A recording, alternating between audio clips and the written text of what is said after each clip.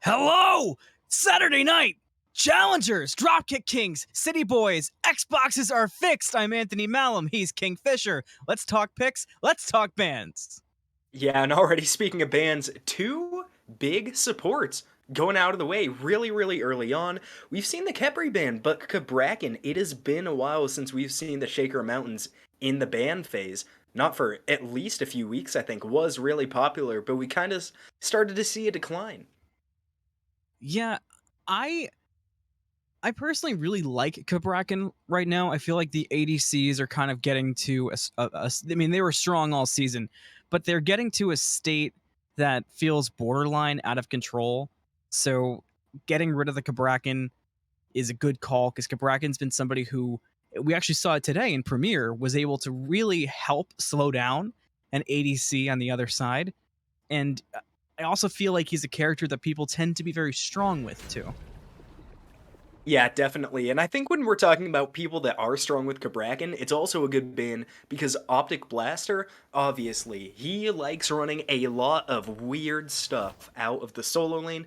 We've seen Cabrakan, we've seen the Fenrir, a lot of what some people would call troll picks, but still it performs really well with them. So I think on that level, as well as like you said, to counter the ADC, a pretty good ban that we see there. Yeah, 100%. Yu Huang is a character that, you know, it's one of the characters that I only recently got more familiar with having come back to the game, and coming back to the game and getting met with a Yu Huang just blowing you up left and right is an absolute disaster for the mental. But seeing it get picked up by these players and seeing how he can be utilized has really shown how good that character can be. Yeah, definitely really good and really safe with this kit too. Obviously, taking to the skies makes him CC immune, damage immune, and that ultimate is so nice just for pure, I don't know, zone control. That's probably a horrible way to put it, but the push in ultimates is something I've loved with the recent gods. I like Charybdis for the same reason. It just feels really nice to ult and get them away from you. But on the other side, it's going to be someone that does the exact opposite and sticks to you. Susano first pick. Sasano is a character that is just skyrocketing to the top. I talked about this, speaking of that Premier set. I talked about this today. We saw Midman in the Premier League run the Sasano, and he ran circles around the other team, Guns and Sake. So I can't wait to see what I can do in Challenger. I mean, the character is so good right now. He definitely is, and I did like seeing Midman on that pick getting back to old form. And we've got some ADC lock-ins really early on. I think you talked about how they were feeling so much better, a lot more impactful. And now two really big aggressive ones, Cupid and Ishtar, and that is going to be a really interesting lane to see. Yeah, it's going to be a brutal lane too. We've seen a couple Cupid Ishtar matchups, and they have been very bloody every time we've seen it.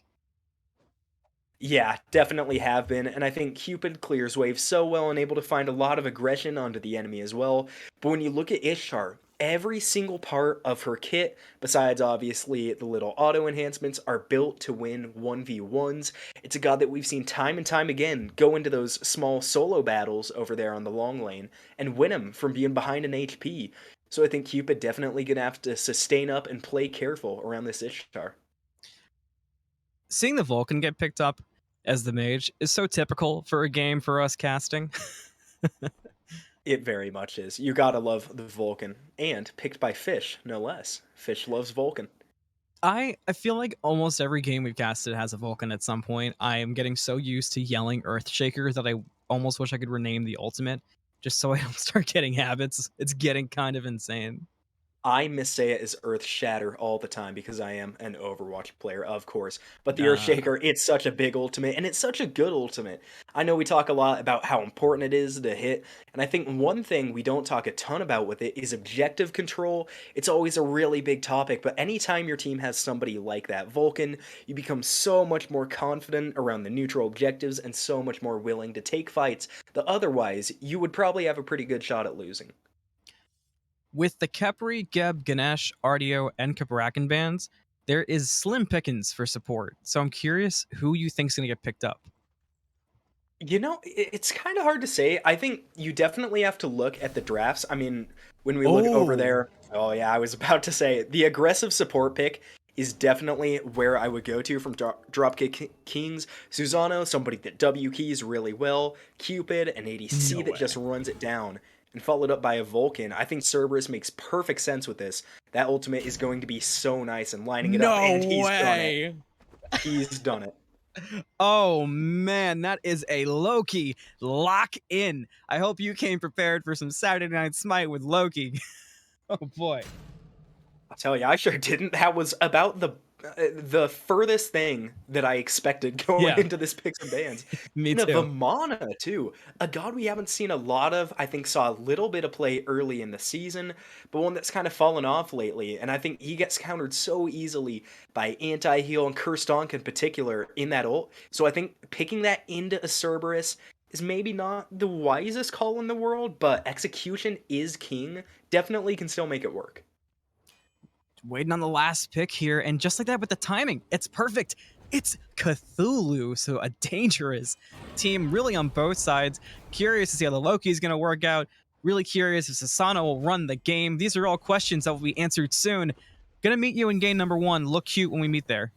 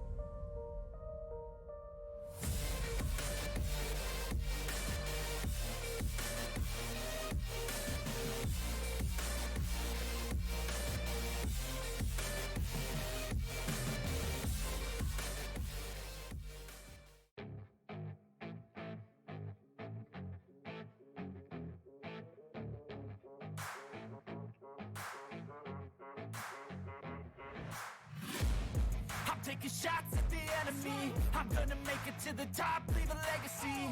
If I got something to say, you better let me speak. Turn it up a new degree, bitch, you ain't seen anything. I pop off with the new rock, electronic, blow the sonic roof up. I'm too honest when I take a few shots. They're too toxic, need to take a new song. And you cannot save me, 'cause I don't need saving. It's everything I've been chasing. It's late night, it's Saturday, and there's a Loki jungle. If you've been there before, say it with me. Let's do it! Oh, always got to get the let's do it in before the game. Of course. Has to set the pace. And speaking of set the pace, the solo lane matchup, I don't think is something we got to talk about on the desk. But when was a time you ever, I don't mean the last time, I mean ever, saw a Cthulhu and a Vimana facing each other in the solo lane? I cannot express to you how much I'm excited to see Colossal Fury versus Descend into Madness. When they both ult against each other, I'm gonna lose my mind. I can't even guarantee I'm gonna cast. I'll be too excited looking at the two giants duking it out. Oh, yeah, I didn't even think about that. That's gonna be really funny seeing those two ult together. And it should be a pretty good ult combo. I mean, both of those ults, in worst case scenario, it's like, oh, somebody gets aggressive, better respond. Speaking of aggression, Vert looking for some early damage on the Loki. Finding some decent damage is actually Fish onto Virtually. Got returned pretty quick there. Virtually had to back off and had to do it quickly. If only there was a Morgan in the game. That's the only thing that would make it even better. Get all three of them out there looking gigantic. That would be very cool, but luckily no Morgan in the game. That'd get so confusing in team fights. But now we see Ishar has a little bit less wave clear than Cupid. I would normally think early levels the Heart Bomb does so much damage. But Ishar pushing out first here. It's what you love to see from your ADC. And Vert really low in mid. Loki getting bullied by Sasano, a tale as old as Sasano's release date. It's a tough matchup for Virtually. He's got to play it smart and play it safe. Older Loki might have had a chance. Newer Loki, it's a tough matchup. Yeah, it definitely is. I do like new Loki. That was a really good rework, I thought. And I guess Vert thinks so too. Happened to take him on in the new one. Now we see the Susano clearing the backs before Loki. Is Loki still being in mid-wave? And you gotta hope they don't get behind on XP, as we do see a half-level Susano. It's a really, really tiny lead, but we've seen firsthand in this league how the small leads can lead to really, really big ones late game. What, you don't like old Loki with just 17,000 auto resets before you get to even play the video game? I won't lie, I do not. But yeah, it's absolutely going to be a crazy start to see who gets the advantage here. Challenger, really whoever gets that first advantage can do a lot of work, but not a lot of damage going on OLK. Very safe in that scenario. Kind of a tough break there for Dropkick Kings. Yeah, a little bit, and good job from OLK staying alive. And I think we saw last week on the Ganesh, OLK did a lot for this squad. From behind and wow ahead, if he's able to get this lead on the Yemoja, which is such an influential Guardian in this game, I'd be really excited to see what they're able to do from over there in the duo lane. So since things seem to be so calm, aside from Optic being a little under half, but he's got the rush. He's out of there. What do you think of him on a starter item choice? It's interesting to be sure, but definitely a good one for Vamana. I mean, a lot of his abilities are getting up in your face. The Colossal Fury, obviously, you want to get down and dirty.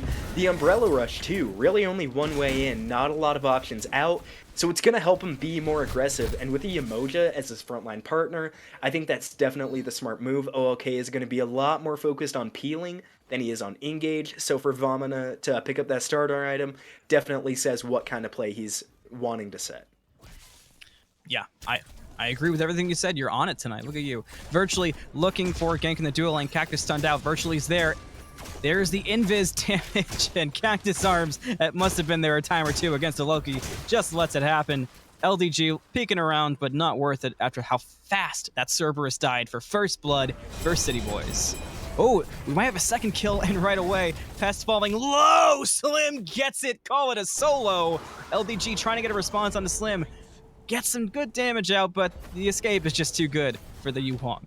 Yeah, good job on Slim there, knowing he didn't have to burn the beads against that Susano. I think definitely can tend to kind of freak out sometimes when a Susano pulls people. I know I'm definitely guilty of the panic beads, but saves them. And a really, really nice kill onto that Vulcan as well, forcing their beads.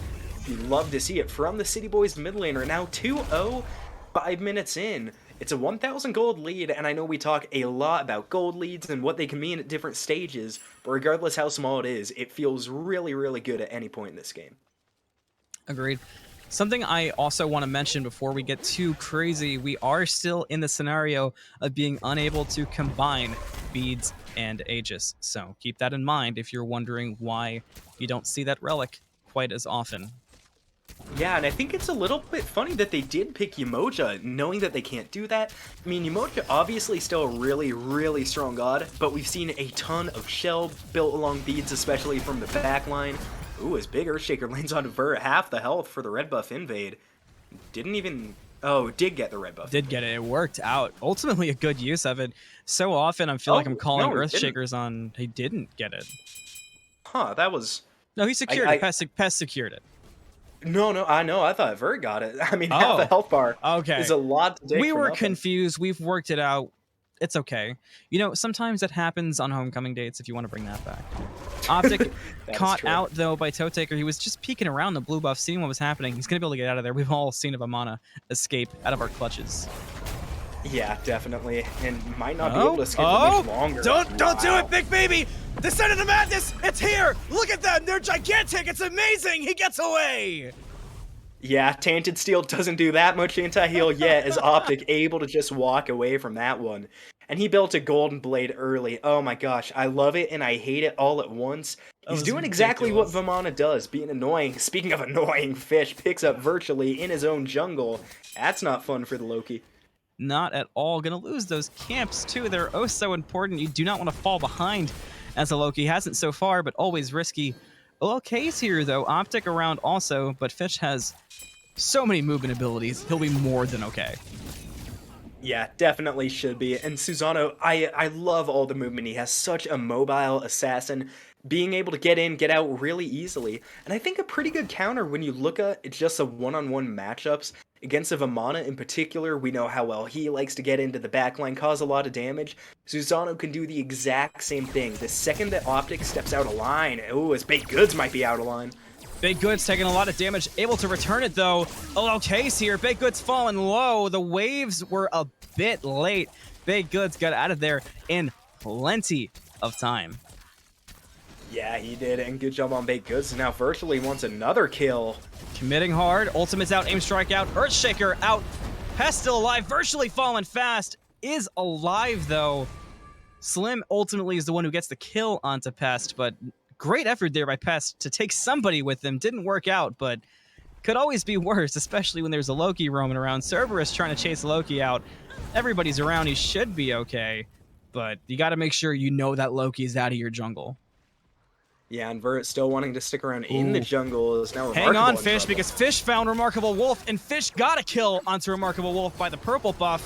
Was it really worth the invade? Virtually is going to fall too. It's a double kill for Fish on the Susano. We talked about how impactful it could be, and it's showing up. Yeah, 2-level lead, 3-0. It's reminiscent of the Susano we saw in Premier League a few days ago. Often early lead and never stopped running with it. One of the most dangerous assassins in the game to do it with. Now, I want to take a look at builds just here for a quick second. It's two items that I don't think us two in particular are too keen on, but are definitely interesting as Optic to get out of there. But it's a Mail of Renewal and a Pythagorean's Piece from Dropkick Kings. Two kind of not seen as much items. Optic's still in trouble though. Can he make it out? Still trying to get out of there. It's been quite the chase. I want to start singing She'll Be Coming Around the Mountain, but remix it to Vamana. He does get out though. But yet we talked about the Mail Renewal a lot at the beginning of the season, but since then it's kind of died off. We both mentioned really liking it early, not so much liking it late. But yeah, it's here in this game. Interesting choice. Optic though now caught out between Cactus and Toe Taker. Cactus, though, low on mana, so Optic should be okay. No mana for ult, though. He's not going to be able to get anywhere near the size of Toe Taker. He finds a kill on Optic. Virtually's here, but what can a Loki do against such a gigantic Cthulhu? The answer is not get the kill. Ultimate, no good. Fish gets the kill. Earthshaker was a little bit behind. I thought I might hit OLK, but good return there for Dropkick. They dove deep and they got away with it, thanks in large part to great rotations. Yeah, and a great call too on when to get in on Optic. Not enough mana to get up into the Colossal Fury, so does die as a result. And able to clean up the Loki too. Just good value there from Dropkick Kings. Unfortunately though, that happened about 30 seconds before Pyromancer was up and their Scorpion was down. Could have been a lot more and an even bigger XP swing, but they get it back to about even. I think going back to our earlier point, like we said with Mail Renewal, it's a much more aggressive early game item compared to Gauntlet of Thieves, and I love that these two supports built it because it really shows what they want to be doing in this game as RemarkableWolf wants to be killing.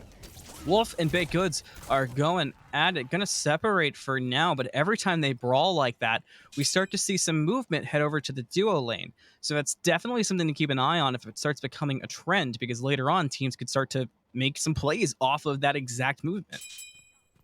Yeah, they definitely could, and now we see Vert getting the Scorpion. And I think we always talk about Scorpion a lot. It's a great source of XP, and getting your buff stacked too is really, really good as they take it without trouble. Toe Taker wanted it. Looking over to the Pyro as well. There's only one ward on this side, and it's really deep from Dropkick Kings. I don't think they know what's going down. Yeah, Pyro, they're gonna get it for free, completely uncontested. Gotta love free handouts. Yeah, they could look to get the Gold Fury, though, because nobody's over there, but they got to start it quick. Yu Huang is the closest one there. They are pulling it now. Cactus was still working on those oracles for a second. Everybody's here now. Yu Huang's on the way over, gonna maybe get in time for a steal. He won't. He has to give it up. Gold Fury goes to Dropkick in response to the sneaky Pyromancer, and these teams are matching really equal right now. Yeah, definitely, and I think Dropkick King's probably winning that trade a little bit. I do think Gold Fury gives a bit more XP gold from Pyro. I think nicer to have some pressure on that side is now an Oni Fury is going to be coming up at about 16 minutes, and that's kind of where we're going to see some of the first big fights of the game. Such a big advantage. Speaking of advantage, Toe Taker's had it all game here on Optic. The Vamana just dropping lower and lower. The Shogun's Kusari not doing enough defense yet. Yeah, it's been a tough matchup so far for OLKxBlaster, which I really didn't expect. I mean, I didn't expect it to be necessarily a bloodbath, especially with Cthulhu and how Guardian solos can be, but I didn't expect it to be favoring Cthulhu so far. Yeah, definitely didn't. I think Cthulhu kind of one of those prime examples of lose early game, win late game, like one of the biggest counters to Chalk in that regard. But Cthulhu doing a really good job getting the pressure off early.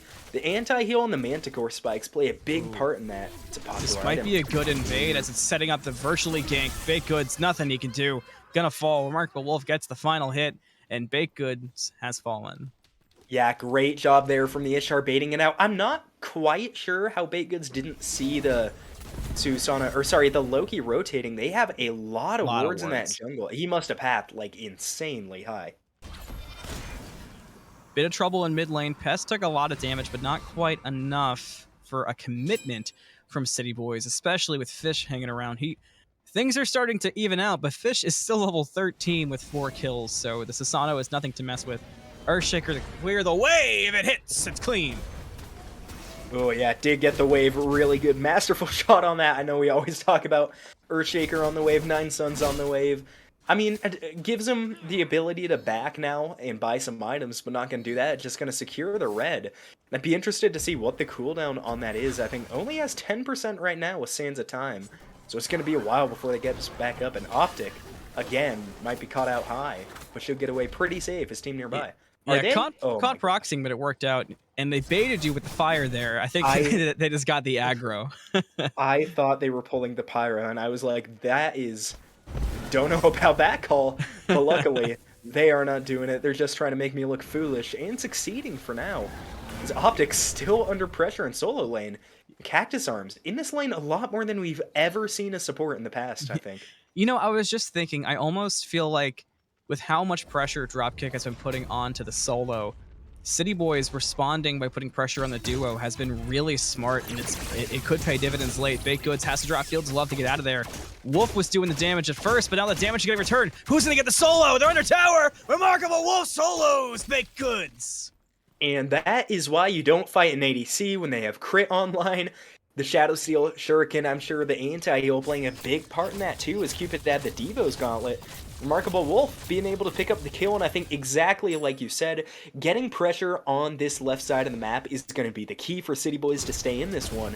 Doesn't matter how much ahead the Dropkick Kings are, if your ADC is under-leveled, it is going to be a lot harder in the big team fights and on those objectives to get much pressure. So credit to RemarkableWolf keeping their team in this one. You know, yeah, big credit to OLKxBlaster too, because while it feels like the solo lane has been significantly in favor of Dropkick, because we keep seeing Optic fall low, have to back, have to dash out. He's only died once. He's on level par with Cthulhu, and items are looking fine too. So as much pressure's over there, he's keeping up just fine. Yeah, it definitely is. It's kind of crazy that he's only died once. We've seen him on the back foot so many times. And I don't know how I feel about the Breastplate of Valor pick. I guess Cupid isn't building into crit, but Pest News might be in trouble from Virtually. Shell comes out, Earthshaker comes out. Virtually has to use the ultimate to get out of there. Tough luck for Virtually, great luck for Pest News. Yeah, good job there, Pest News. Dropping the ult on himself. And ult for ult, I think Loki, and especially a lot more of these smaller broken team fights, a lot more impactful. Toe Taker stunned out. Toe Taker in trouble. Ishtar is over here too. Ultimate comes out. Toe Taker falls. Killing spree for Wolf. Looking for more on Pest, but they decide to walk into the Emoja for a bit of a fun little trampoline movement there to go back towards fire, using it as a pivot. No way they pull this, right? If I had to guess, they're trying to bait a fight here. And I think it's the right move. It's a little bit too risky to go for a full commit. They might, though. Dropkick King slow on the rotation. Cactus here. Here's the Torment. Typhoon comes out. Fire Giant still aggroed, so it's putting in work. Cactus kills RemarkableWolf. Oh, what's going to happen here? Big Baby comes out looking for anybody he can find, but nobody's there. Everybody's got their movement abilities. Virtually blinks onto Fish. Fish responds with good damage of his own. Optic, though, right there. Dashes under tower. Cactus looking for Virtually. Can't quite find it. Virtually is going to take the perfect path out. OLKxBlaster is now the one who's caught out. And there's no way he gets out of this alive. All 5 members are here. Cthulhu decides to go into madness just to make sure they pick up the Vamana. Maybe didn't need to use it, but will they pull something in response? I would love to see. Okay, yeah, they're at least going to go for the Pyro, and I think like we expected, just pulling that FG to get some kills. It dropped low, but I don't think City Boys ever intended on really finishing that one. I don't know if that fight went the way they wanted it, though, as Dropkick Kings now able to get that Pyro and pull back to nearly dead even. They were down about 1,000 gold, so maybe a little bit of overexcitement from City Boys. All in all, though, I don't think they're going to be too mad at that play. They did make a big one, and now the map state still even. They didn't lose a ton off that fight. I almost feel like once they pulled it, even if they were pulling it for a bait, once it got as low as it did, you either have to have let it go before it got to that point, or you have to hard commit and sell out for it just to try to get it because you got it so low. Yeah, to their credit, it was going down a lot faster than I thought it was going to. For a second there, I thought they were going to just turn and burn it, but went for the kills instead, kind of stalled out, and now one of the bigger team fights we're going to see wasn't able to take fire off that last one, but Oni Fury, a lot less tanky and a lot easier to kill with the Vulcan ult up as well. If I'm Dropkick Kings, I want to start this fight. You know you can out-secure City Boys. This is a good fight for the Chaos team. Still dancing a bit, though. Here comes Torment, though. Gets 2 members, brings them all to Pest, but Pest didn't fall with enough damage right away. Earthshaker comes out, but didn't really find much. Shell comes out for the Loki ultimate, but he's fallen fast. LGG kills Slim. Remarkable kills Pest. We're trading all around here.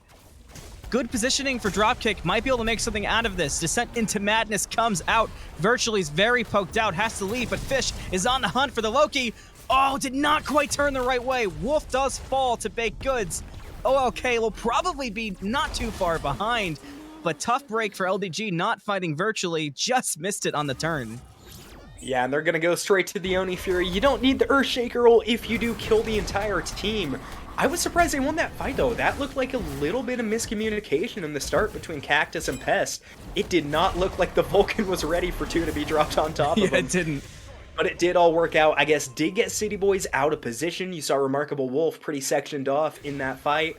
So have to sacrifice 1 teammate. Wow. But for 3 enemies and an Oni Fury, you love it. As now that's a big gold swing. About That's 1,500. a crazy chart.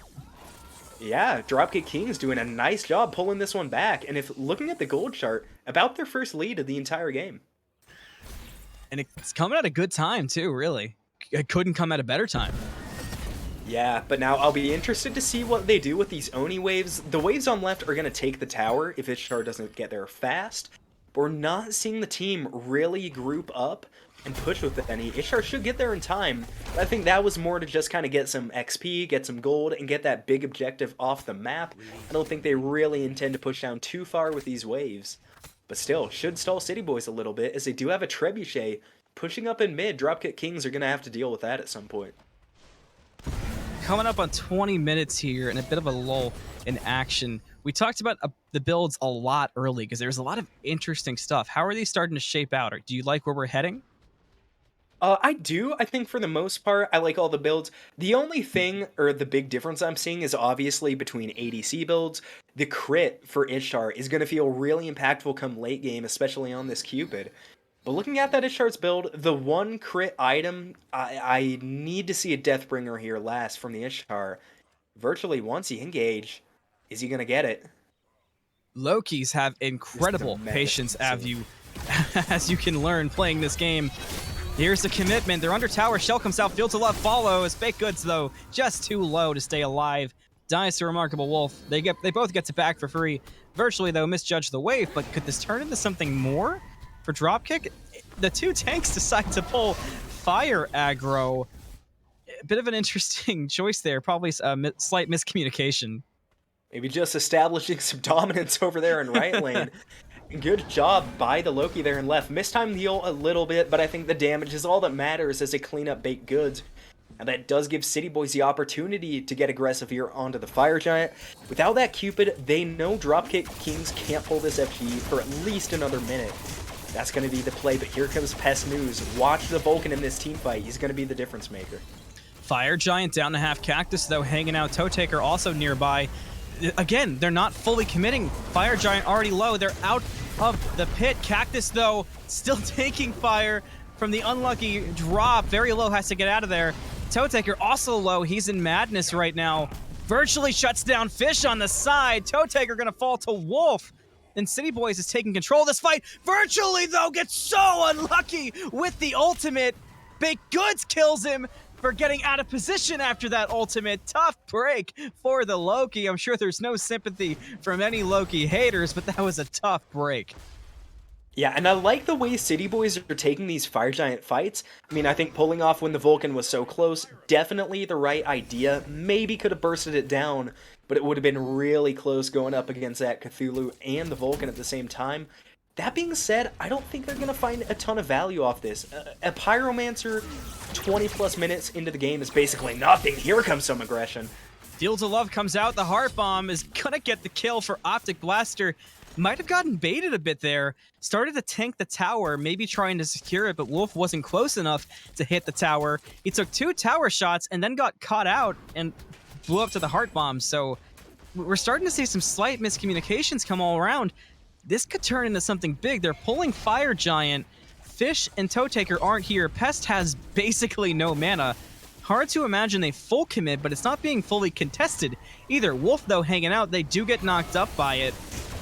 Here's the fight for it. Dropkick manages to get it after all the awkwardness, but Cactus is so low. Slim gets the kill on the Cactus. Wolf stuck with the Cthulhu, but doing decent damage to it. Off in the side, Pest. Virtually LDG fighting. Virtually dies to the Susano. Tough break there, although Toe Taker gets away thanks to the fighting on the other side. So I can't believe Dropkick managed to get that Fire Giant right under City Boys' noses. Yeah, and the Earthshaker from Vulcan was a little late as well. They didn't have secure on that. They just straight up beat City Boys to it. And that's a danger, abating Fire Giant twice in a row, especially coming after that last fight. All the members were backing, buying items. They were not ready to contest that. So I think great job on Dropkick taking advantage. RemarkableWolf, though, taking advantage of Toe Taker not backing. Cthulhu now has to run back to the tier 2. Some great damage coming out of the Ishtar. They're going to hang out in... I guess OLKxBlaster will be able to secure it. Kind of curious as to why Wolf hung out so long. Almost got the kill on Toe Taker, and that works out, but they do get the Gold Fury on the other side. Vamana is going to be pushing alone. If Remarkable stayed, maybe they get a tier 2 off of the Gold Fury, but regardless of that, these Fire Giant fights this game, normally we don't see Fire Giants pulled until very late in Challenger games because they get too busy fighting over the Fire Giants. This game, it feels like there's been more Fire Giant fights in one game than we've seen half this season from the Challenger division. Yeah, and I think I always love and I hate the early game Fire Giants because they give you so much pressure and a lot of gold, XP. It's definitely a good stat boost for your team, and it allows you to play a little bit more aggressive in the next few minutes, but the biggest mistake I see a lot, and I think this is both through Challenger and Premier Leagues, is they don't do enough with the buff. It's so effective in sieging down towers. If I'm Dropkick Kings, I'm taking that right tier 1 and the tier 2, I think, on this Fire Giant play. Because I don't know how City Boys are going to contest. They've been losing a lot of these team fights. If I'm them, I need to find a lot more objective damage than they have so far. I think part of that has been the positioning hasn't been exactly perfect from City Boys. It kind of feels like they constantly get split from their back line and their front line. They just can't quite find the synchronicity needed, so it's a bit tough. Yeah, it is. And in the continuing knowledge of the Smite casters, it is going to be a tier 1 and right in. They're looking for a tier 2. They need to be careful about this Loki, but they got some wards set up high. If Fish gets a solo kill, this is going to be a great fight for Dropkick Kings. He might just find it. He does find it. Virtually falls to Sasano, and this might start quite a chain reaction for Dropkick. They are going to get the tier 2, but City Boys probably sensed the same thing I did. They just go ahead and retreat. That would have been a rough fight to take. Wolf, though, almost got backing a little too close. Does end up safe. But yeah, that was almost really bad really quick for City Boys. Them retreating there might have saved them the game for now. It was, and credit to Dropkick Kings, like they could hear me. They are going to do a lot more objective damage with that Fire Giant. Going over to the lefty too, and I think the tier 2s are the right call. They forced out the Vamana's ult, which is huge, but given that Yemoja has her ultimate and none of them have upgraded to the Phantom Shell yet, that can really easily turn a teamfight catastrophic. So going for the easier towers, definitely the right move. You want ults as well. Big ult onto Susano, but he walks away. Susano took so much damage, had to get out of there so quick, and the waves separate them from the tier 2. They won't be able to get it. So not able to fully complete their siege. Optic finds Cactus trying to set up for the rest of his team to get there. Odd position, though, for the City Boys to be in. They're not going to commit to this fight. That would have been a tough one with the way the jungle was set up there for them. Yeah, and credit to both teams on that last fight. I think Dropkick Kings correctly realizing that team fight's probably not going to be a great one. I still think they would have won it with the FG buff, but it would have been messy for sure. As it just wears off, there's a minute until it spawns in. And City Boys put up a really good defense on the tier 2 tower, and getting those minions push out as well. They're going to be able to contest this Fire Giant really easily. And I think they need to do a bit better job than they have the last 2 times. They've been prioritizing kills over FG, and that hasn't worked yet. If I'm them, I am looking to steal this FG or burn it away when Dropkick Kings back up. But I don't think going for kills is right here. They're going to have to play this one really smart. OLK might be caught out from Fish. Does have the escape, though. It is good. You know, I hate to even mention this while we have a moment, but reminder, City Boys might be on the back foot, but they do have a Loki. So the potential for a split push is ever present, and Dropkick needs to be aware of it. I suspect we'll see some deep wards, but we do see a Pyro pulled from Dropkick. Will that be enough to bait City Boys into a fight? Not quite yet. Yeah, and I love seeing teams get the Pyromancer out of the way before the Fire Giant spawns in. It can always be such just an annoying little objective that you kind of want to go for it just to get it out of the way, and it really pulls out some huge team fights. So getting that off the map early can allow them to focus here. And this is a pretty big opportunity for Dropkick Kings. I mean, looking at City Boys, they're all here, but they're spread out. That Cupid does a ton of damage. They can get this thing to half health before they even get out of the mid lane. Yemoja backed, and Dropkick does have a sneaky ward next to Scorpion. So they might be able to pull it, but they've got to commit, and no commitment yet. They're all going to hang up by the blue buff and talk about gossip. So no full commit to the Fire Giant yet. Well, Gossip by the blue buff is pretty fun. It's a really cool buff to talk about. But I think for them, they don't need to engage this fight. I think they've been having a lot cleaner team fights. With better secure, Optic takes a big chunk of damage. Wow, I'm shocked how much damage Fish is doing. Might be able to find a solo kill. Big Baby comes out, though, healing going crazy. Not crazy enough. I can't believe Sasano just blew up Vamana like that. That's crazy. Somebody take a screenshot of that build and write it down. Susano doing massive damage. Here comes a Fire Giant engage. It should burn it down. Remarkable in trouble in the back. Remarkable saw what LDG did to Vamana and didn't care a shred. Some big damage coming out, though, from the Madness, and they pulled Fire Giant off of this. Waves come out. They're so focused on the Cthulhu and top by... Oh, no, they got it. They got Fire Giant. Toe Tagger was able to distract everybody. Cactus coming around the corner. They got it completely clean and free. Tough time to be a City Boy. Yeah, rough fight from them, and good job from Dropkick King zoning off really, really well. Unfortunate that Fish died, but I think RemarkableWolf, with that crit, did a massive amount of damage that Susano was just not ready for. And I think City Boys played that one really well after Optic got picked off. They got a kill on the jungler too, which is pretty huge, and backed away without losing anyone else. I think it's definitely the right play to make, but now they're going to be on defense, at least until this next FG comes up though. But it's not enhanced. So Dropkick Kings still not completely out of the woods here. City Boys definitely have a chance. Yeah, and I think we've talked about it a bit in the past, but Ishtar, Yamoja, and Yu Huang have such a great ability to defend. They're characters that feel so strong in doing it. You add in the Loki and the potential to split if things start playing out oddly from Dropkick Kings, and there's a lot of danger here for Dropkick. This might not be the easiest base siege in the world. Yeah, it definitely isn't, and I think they're really playing it the correct way so far. I think we've seen maybe one fight mid where they lane. haven't been completely grouped as five. Mid lane, it's a He did it solo again. kill. A LDG found virtually and did not want any Loki split pushing in his house and gets a solo. The tier 2 falls with it. Another tough break for City Boys with Loki getting caught out. Yeah, good job again from LDGFish. Luckily, I think for City Boys, that one happened far enough away from the action. Virtually's gonna be alive in time to defend these Phoenixes, or if not the Phoenixes, the Titans at least. Now, Dropkick Kings, they're all backing, and you know what that means. They are gonna get ready for a really big push here. There's no more objectives on the map. It's just the Phoenixes, and I'd expect them to push out mid or maybe even the right lane here to try and get all three lanes. Push up pretty far. They're going to have a lot of leeway. They can just wait on the Phoenix line for the next few minutes. With that, though, we do have a pause coming out. So we're going to throw it to a break. We'll be right back. Don't go anywhere.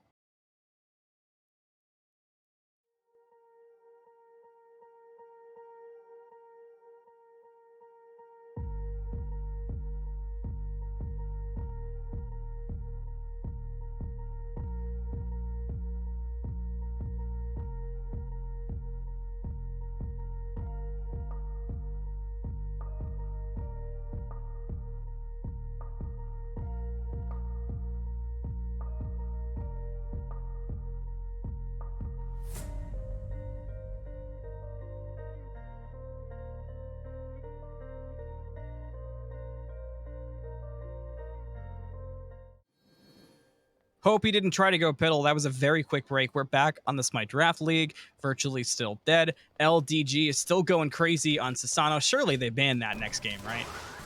I would think they have to, and we saw with the premiere set they didn't ban Susano out. Went away from it game 2, still could be the same thing, maybe not the pick they love to be playing, but they really should be. I mean, 10-2, can't do much wrong here. And the solo kills have been so impactful, and I think that's a really good game plan going against the Loki. If you pick up those single kills, it makes the team fight so much better, and being able to zone off from the ganks from Virtually. Vert hasn't been playing too bad on the Loki, I think, just not getting the right opportunities. Has a ton of damage though, 15k. Oh, There it is. Wow. Virtually gets a return solo, and it's a big one, but he falls so fast. BakeddGoods gets the final hit on it. Makes it a 4v4. Both junglers gone. What do you got without your jungle? Descent into Madness was already used. Big baby used. It's like Rock'em Sock'ems. They're fighting it out right in front of the Phoenix, though. And Dropkick couldn't even get into the Phoenix. So City Boys, once again, showing they are prepared to defend. Yeah, and really good fight there from the City Boys. And I think Virtually in particular, that is exactly the person you want to get that solo kill onto. If not Fish, and you want to get it onto BakeddGoods. And since that Susano has been having such an impact in these fights, I love seeing the Loki take that out. I don't even care that he dies. Jungler for jungler, when the other one has that much of an impact, is a good trade any day of the week. Yeah, Virtually is at that point where we've talked about the experience of playing against Loki. We all know this point of a game where Loki can basically commit to killing one person. He might die, but he'll kill that one person.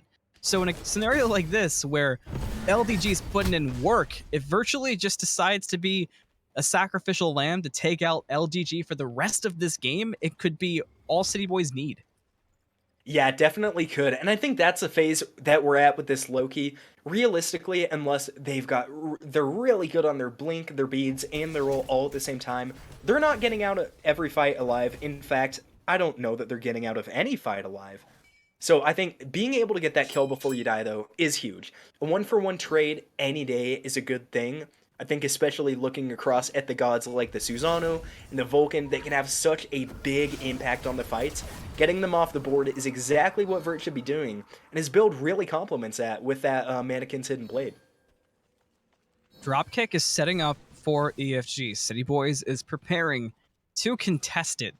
There's going to be blood for this EFG. At the moment, though, Ishtar coming up a little behind. Yu Huang is in base. Toe Taker just feeling things out, seeing who's there, gets brought back in, but he's Cthulhu. He's plenty safe. EFG about to spawn. Yu Huang still isn't there. Let's see if Dropkick Kings decide to initiate on that.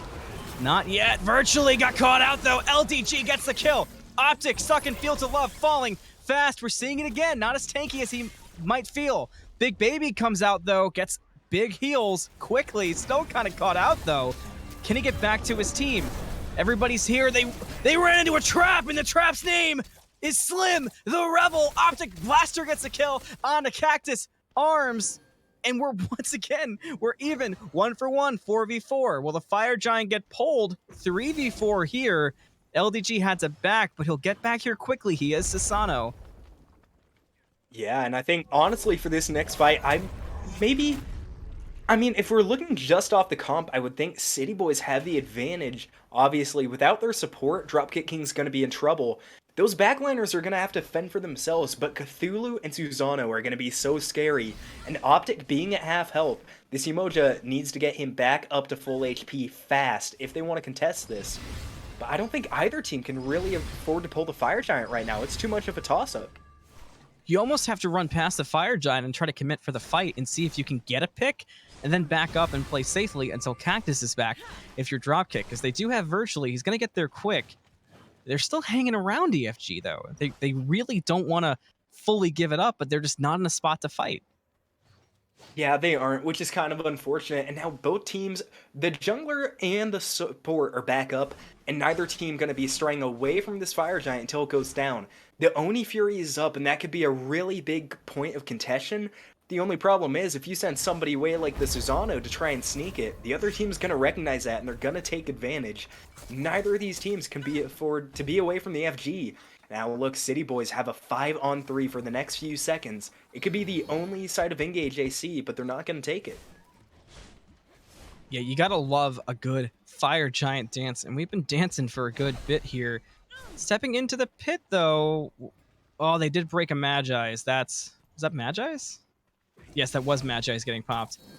Just wanted to make sure, but yeah, stepping into the pit here, they keep lightly pulling it. Nobody can fully commit. We talked about it, but you fully commit. You've got to fully commit for this fight. And nobody feels comfortable enough to do it, but nobody feels comfortable enough to do anything else either. LDG feels comfortable enough to absolutely delete the Loki. He went so fast, we couldn't even see the health bar drop. Yeah, and that's exactly what the Susano need to open up this fight. Now just sitting there behind the rock, they're going to wait for City Boys to step too far up. Dropkick Kings now. If I'm them, I'm starting the Fire Giant, wait till they push on, and have LDG destroy them from behind. Might just be looking for Optic, though, trying to get around back. This Vaughn could be in trouble. We saw Vamana get blown up earlier by Fish. He might want a repeat of that performance. They don't have any wards deep. He's home free here. Yeah, he might be able to sneak around. This could be big. Sasano coming around the back. Fish looking to see what he can do. It's going to be Wolf. Wolf's gone. Making a killing spree. Fish back in. 13, 14. LDG's got a double kill. Looking for triple. He's got it. LDG is on a rampage. Ban Sasano. Game 2. You don't have a choice. Ban it. I don't care win or lose. You got to get him off that character. Yeah, now they're going to elect to go for the Fire Giant. I mean...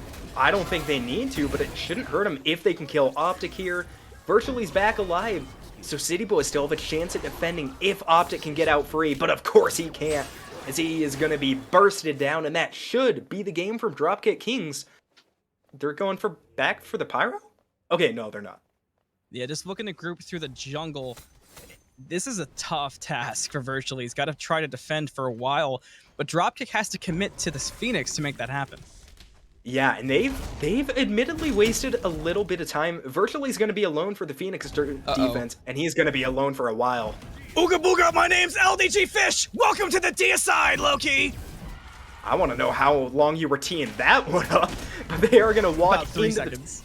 Oh, okay, I love it. They are going to walk into the Titan room, and not much they can do. Remarkable gets deleted. Make it a double kill! Make it 17 kills for LDGFish! Incredible game for him on the Susano. He made all the difference and gets Dropkick Kings the victory here in game number 1 of this set. And if Susano is not the first ban, I don't know what's going to happen. Dropkick Kings with a really, really impactful one. That Susano, I mean, forget a blink rune. You blinked and they were dead. That was an absolutely insane showing from LDGFish. Dropkick Kings doing that one really cleanly. And City Boys, they didn't have too bad of a game. There's a lot of stuff they can build on going into this game too. Yeah, I hate to say it because it's fun and all, but I think Loki's got to go. Yeah, and I think one of the big problems we saw from City Boys was kind of a sense of cohesion along their team fights. Optic and Virtually were getting caught out a lot in 1v1s, which sometimes not as big as a problem, but when your other backliner is Yamoja and your mid is Yu Huang, you do not have a ton of aggression on your team, and you really need to be linking up as 5 and getting those targets down pack. At the same time, if you want to win these team fights, at the end of the day, Dropkick Kings, their draft was a little bit too much to handle. And with that, will we see a repeat performance? Will they please ban the Susano? These are questions that can only be answered in picks and bans for game number 2. So stick around on the Smite Draft League. We'll be right back with that game number 2.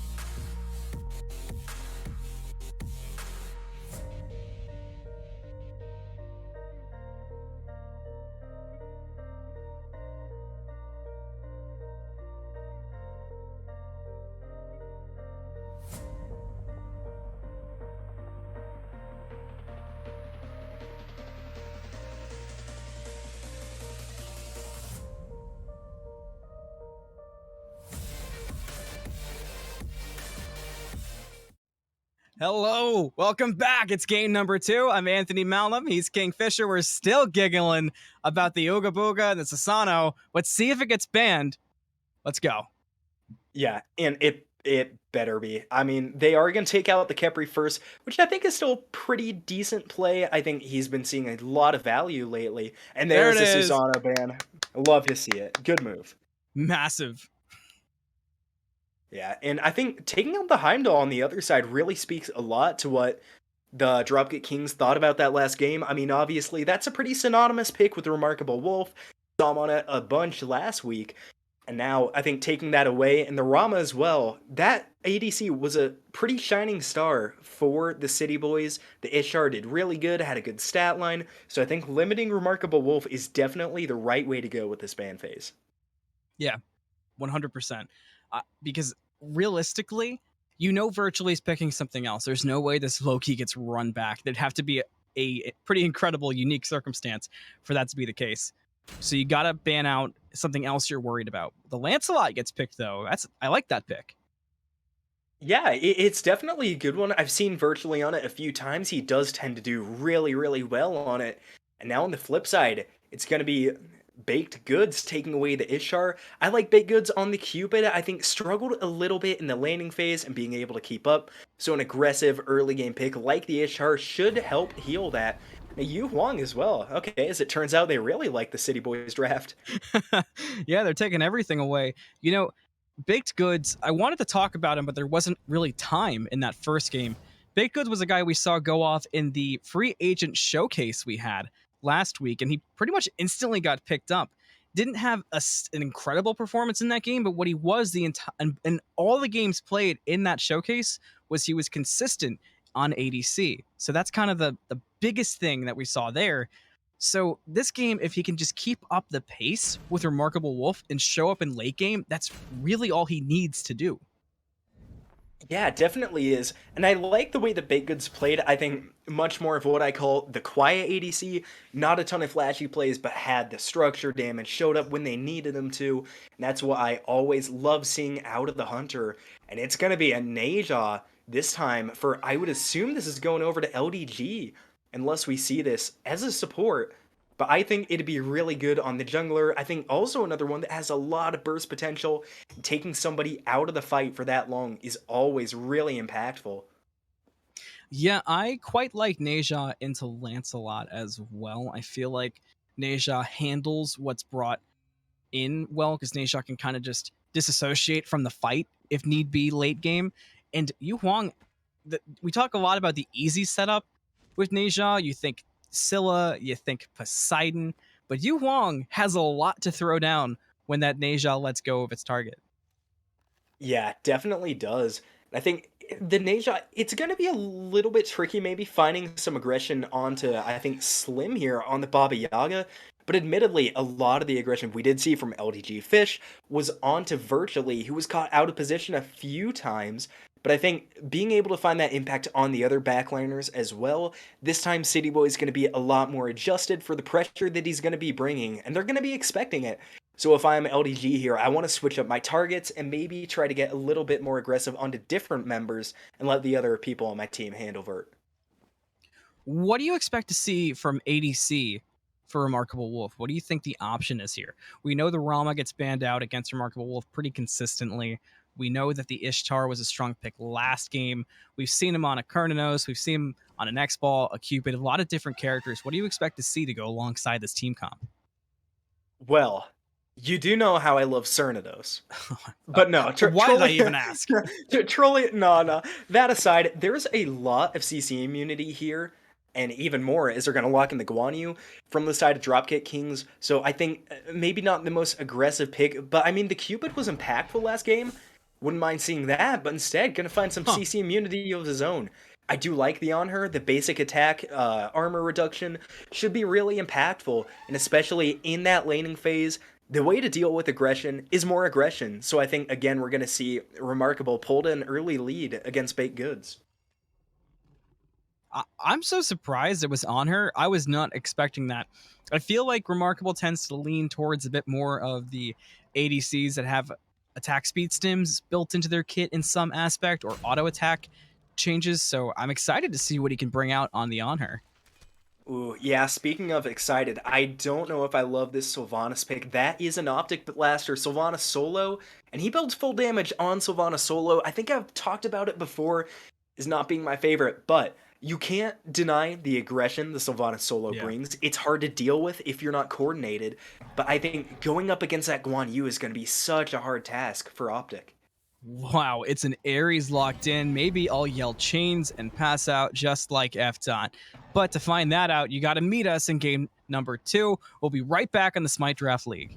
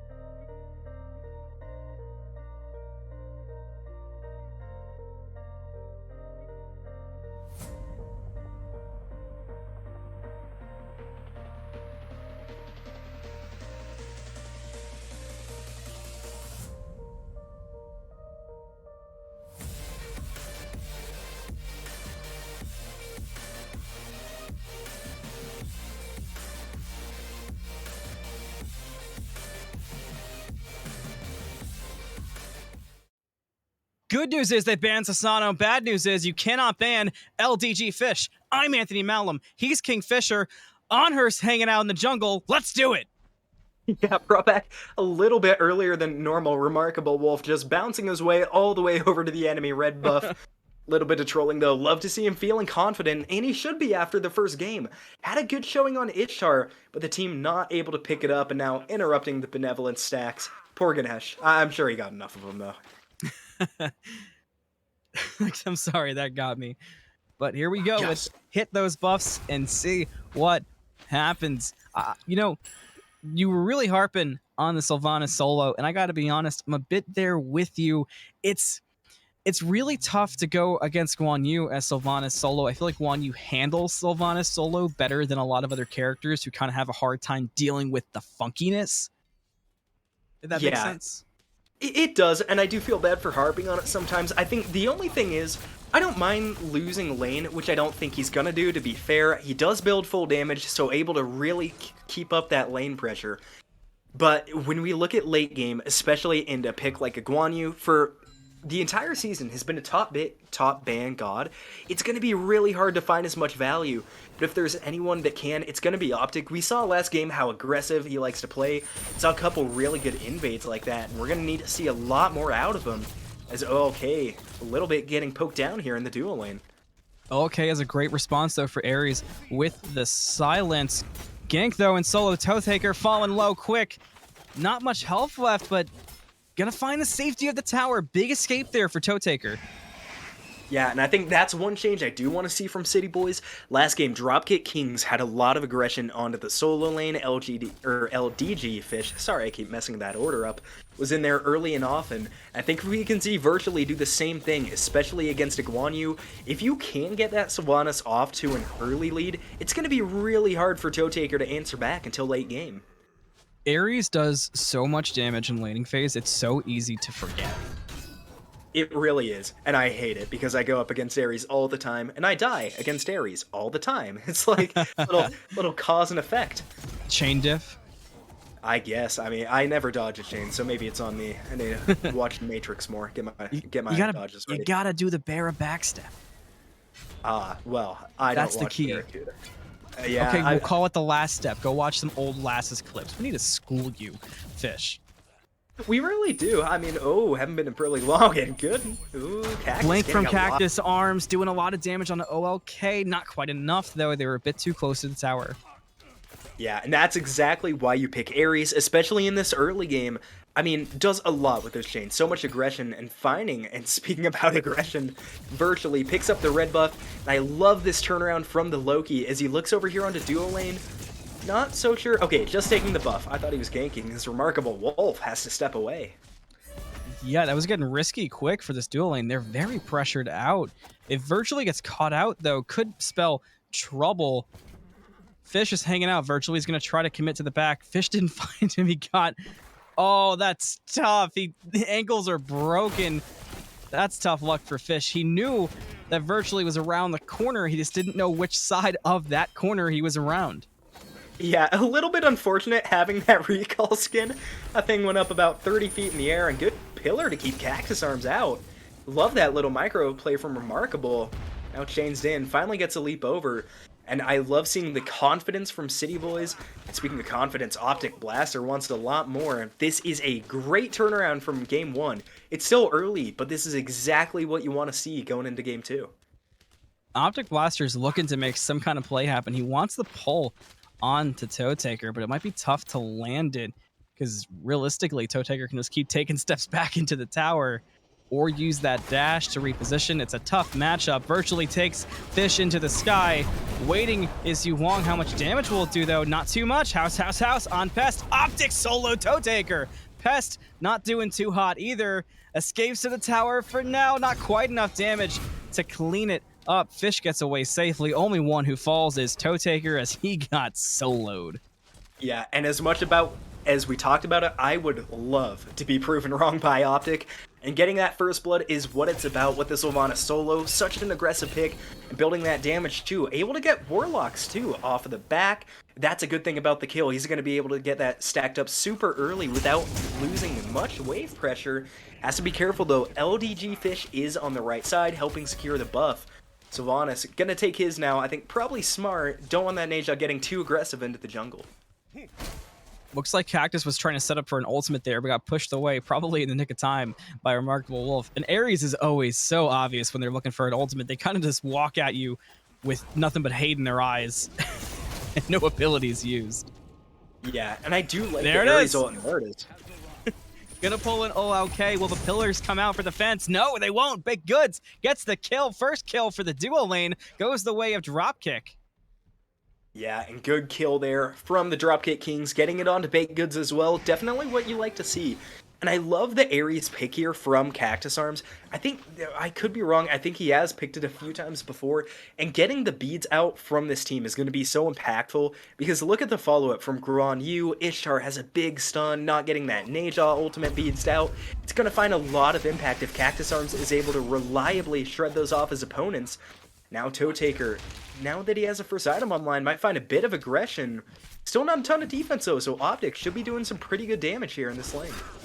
I feel like playing soul lane against the Sylvanas can very quickly, very easily feel like you're at the DMV with just nothing progressing at any point, and then all of a sudden you get pulled in and you die. Well, I have yet to die at the DMV, but it definitely is a long, boring process. Now, Toe Taker, I think doing the right thing, if you can establish lane presence, good to keep chasing him off, like we see. A lot of poke too, and Optic doesn't have any sustain in the kit yet. I think normally we do see him go a Pythag's piece or some sort of lifesteal. So once that happens, it's going to be a lot harder for Toe Taker to get aggressive.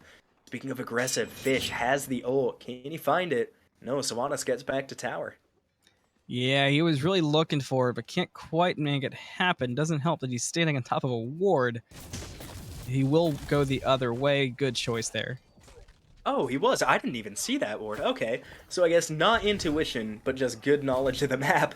It's off to get safe. Ooh, Vert wants aggression. Can he find it? Not too much. Cannot find it there, but we're seeing it much different virtually this time, which could prove huge for City Boys. Yeah, and I think the pick has a lot to do with that. With Loki, you kind of feel like you're forced to sneak around and maybe find some cheesy fights. But Lancelot a lot up in there. That's going to force the beads from Optic.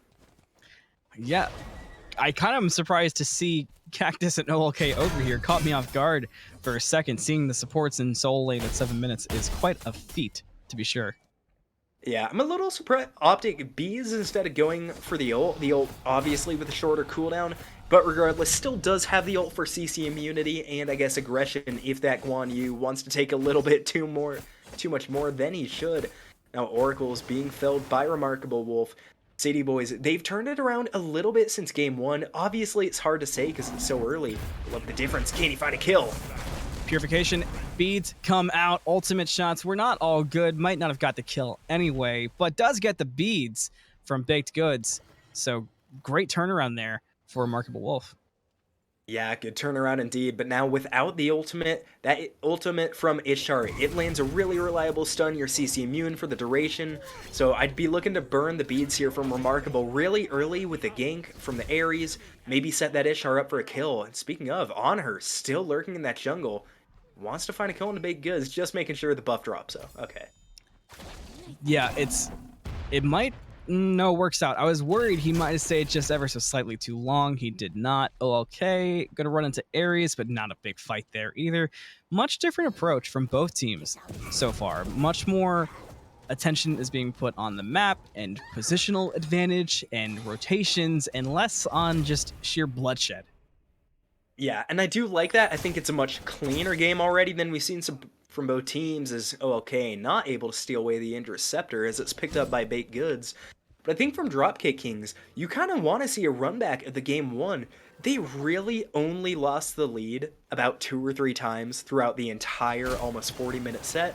I think they played it really, really cleanly.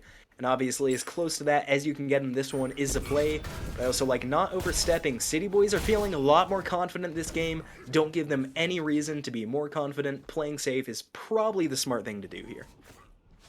I definitely agree. And you know, a lot feels different this game. The builds feel more in line. Oh no, look what the Guan Yu built. Go ahead, Fish. Say your piece. The Fae Blessed Hoops. We love to see it. One of my favorite items.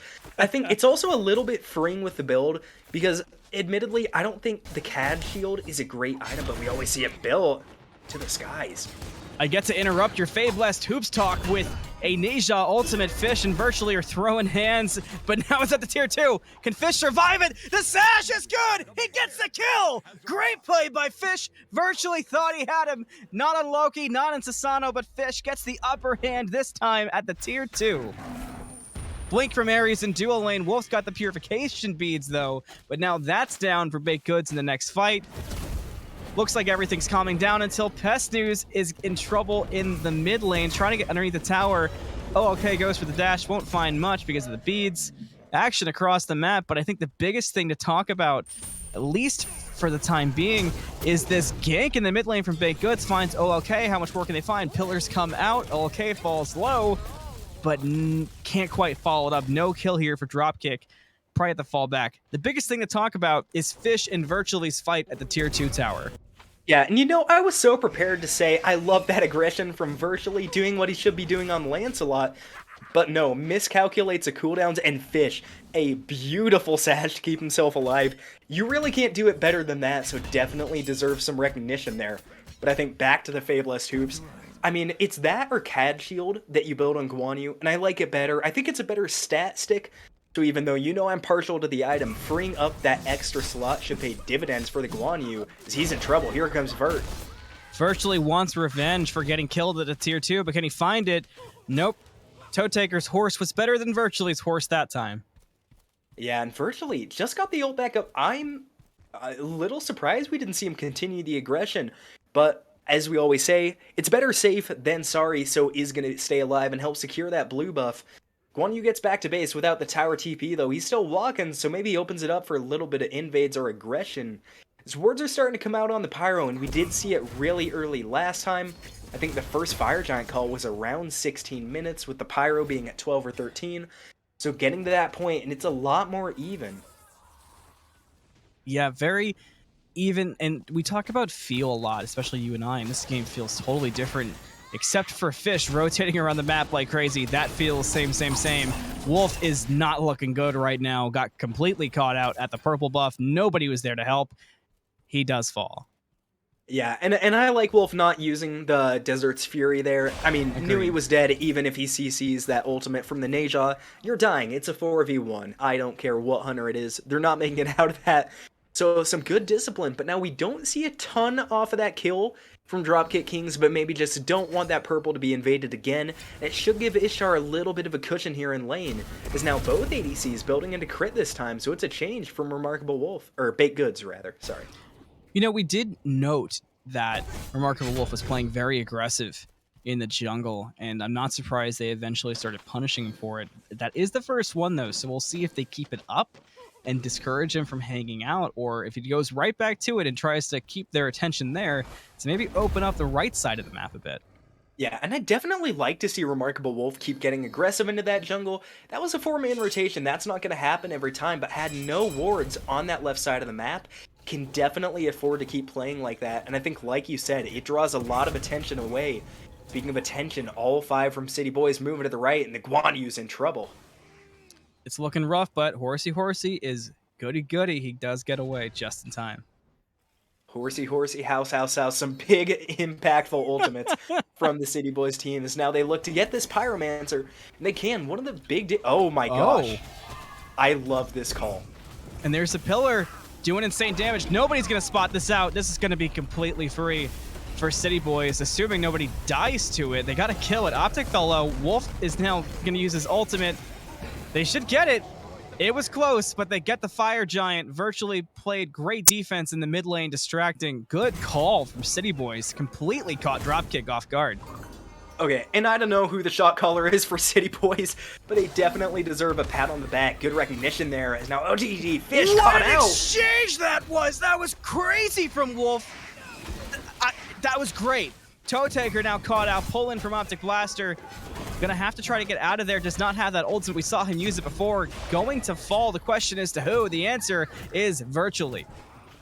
And this is a big turnaround from City Boys. You love to see it, and on the flip side, Dropkick Kings doing the smart thing and taking that Gold Fury away. They're not going to be able to defend that tier 1 in right. This Pyromancer falls now too, and a 3,000 gold lead from the City Boys. And I don't know how we didn't talk about enough. Fish tried to get a kill and just got deleted. That was a clean play from City Boys. Yet the jump of the sash might not have been perfect. It's always kind of hard to tell unless you have the actual perspective of the players there. It happened so quickly, but the beads was great and was perfectly timed to get the kill onto Fish. So great play from RemarkableWolf. And now with Fire Giant, they're splitting in the right spots. Going to get the tier 2 successfully. Now they're going to pressure out mid. Great teamwork here by City Boys. This does not feel like a 6-kill game at 15 minutes. It really doesn't, and I love seeing what they do with the Fire Giant, and I think I talked about it last game too on the Dropkick Kings. I mean, it feels more like a Premier game than the Premier ones are. I love seeing the value they're getting out of these Fire Giants. It's not just a stat stick, it lets you help push those towers so much easier. And now that they have done that, City Boys are looking in a lot better spot than Dropkick Kings right now. They have 2 more towers. I think the tier 1, oh yeah, the whole left side towers they've got an advantage on. That's going to be great for the next Fire Giant. They've gotten the value out of this one. I think at this point they're going to drop back and farm. But no, they might be looking over here in left lane. They want even some more. The solo laners now on opposite sides of the map. You know, we're getting close to the end of this season heading into playoffs. So if there's time for both teams, if there is a time for things to start clicking and everybody to be on the same page, it's this time in the season. Mid lane, though, Virtually finds Pest, doing a lot of damage. Fish is around the corner, so Virtually's got to clean this up quick, or else he could get turned around on. He gets turned around on and brought up into the air, comes down. Yuhong's waiting. He's blown up and punished for taking too long. Dual lane, CACTUSARMS, big ultimate, but nobody's home. Purification beads and ultimates galore. OLKxBlaster gets a double kill for City Boys. They're going to get a tier 2 tower alongside it. Virtually dies, but they get 2 on the other side. And that's a really good play from City Boys, and I think Virtually distracting in mid, obviously a great turnaround from Fish and Pest News. I mean, the chemistry is off the charts on that double ult, but now they are going to lose a tier 1, tier 2. But Nasia on mid, able to take back a tier 1, so a small little bit of respite from the Dropkick Kings. Both of these teams are really just kind of playing out of their minds right now. This could be a crazy set going forward, even if it just stays at 2 games, depending how it goes. With Dropkick here on the defense, with a good team to defend, I think there's going to be some insane fights as we get into the late game. Yeah, there definitely should be. And now I'm excited to see what City Boys can do on the forefoot. We didn't get to see it at all last game, but they have a much more aggressive draft. And I know I talked about it a lot, but this is where having a Susano solo helps. The full damage, I guess, does have a Breastplate of Valor in there, but he's a scary sight to behold, and able to just kind of walk it down through the jungle. There's even 4 people there. They don't want to take the fight. Can allow Optic to just walk away. Yeah, and that's always the big thing, not just with Sylvanas solo, but with Guardian solos. The key to it being not necessarily successful, but the key to it being a game changer and controlling the pace is it getting ahead and getting ahead early. Yeah, and I think more than just getting ahead, Guardians don't have as much raw aggression as Warriors do. They just don't. So by building the way he does, Optic playing like a mock Warrior here, able to get in and mix it up. Now they're looking for a tier 2 in mid. A full 5v5 fight, though, I don't know if that's the right call. The Fire Giant has worn off. I think wisely, going back towards it, I don't know if I'd pull another one, though. I would definitely look for a team fight here and get a few kills down before you look for the FG. Yeah, we saw a very, very long Fire Giant dance last game. I'm curious if it'll be more of the same or we'll see more confidence this time. I think definitely going to see more confidence out of the City Boys. Dropkick Kings were tad indecisive, but they could afford to be last game. Now, and we do see a CAD shield built with the Fabulous hoops, so I guess I was wrong. You do got to keep that item. I guess it's an okay one. Is now, the Guan Yu should be healing an immense amount. It's like they have the Cupid from last game. A lot of sustain, but it's on the solo laner instead of BakeddGoods. And now City Boys backing, but Dropkick Kings, they're walking away from the Fire Giant. I don't know if that's the right call. They're a little bit spread out here. Yeah, it looks like nobody's ready to commit unless somebody gives it up. But with the ward sitting there, only really Wolf can get rid of it. I don't know if anybody's going to commit to this. So while we have a bit of time, let's talk the current situation of builds. There's a couple things that are standing out to me. Is there any that are popping out at you?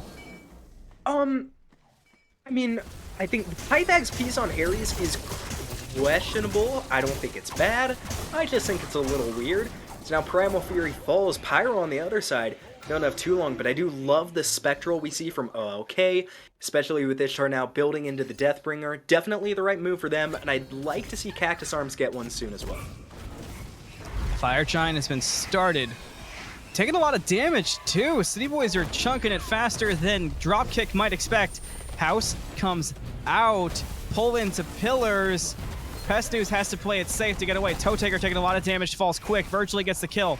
Optic Blaster falling low, but did so much damage in the back to Cactus and Pest. Pest does find the kill onto Optic, though, but they got it back away. Fire Giant is still half health. They never fully let it go. Wolf is still tip-tapping away at it. Dropkick is trying to see how they can get in here. Cactus is so low, but he has to initiate. Quarter health on Fire Giant. Only 2 inside. Cactus pushes in. Fire first. Dropkick steals the Fire Giant away. City Boys hold it for too long, but now they're going to look for blood. See what they can turn around. Wolf jumps into the chains. Pest News blows up 2. It's a double kill for him. Everybody's low in Dropkick, but that is not stopping them. Sash onto Virtually. Trying to stay alive, but he's stuck in between 4 members. Cactus finds the kill. Now it's just OLK, and Dropkick turned that fight on its head. And just when we think City Boys are running away with it, such a huge turnaround, Dropkick Kings have a perfect team fight. I was worried they were going to let the Fire Giant go too long, but they didn't. Knew exactly when to time it. They get 3 kills off the back end. Now burning down this tier 2. The game has flipped on a dime. Dropkick Kings now in the lead. Who would have thunk it?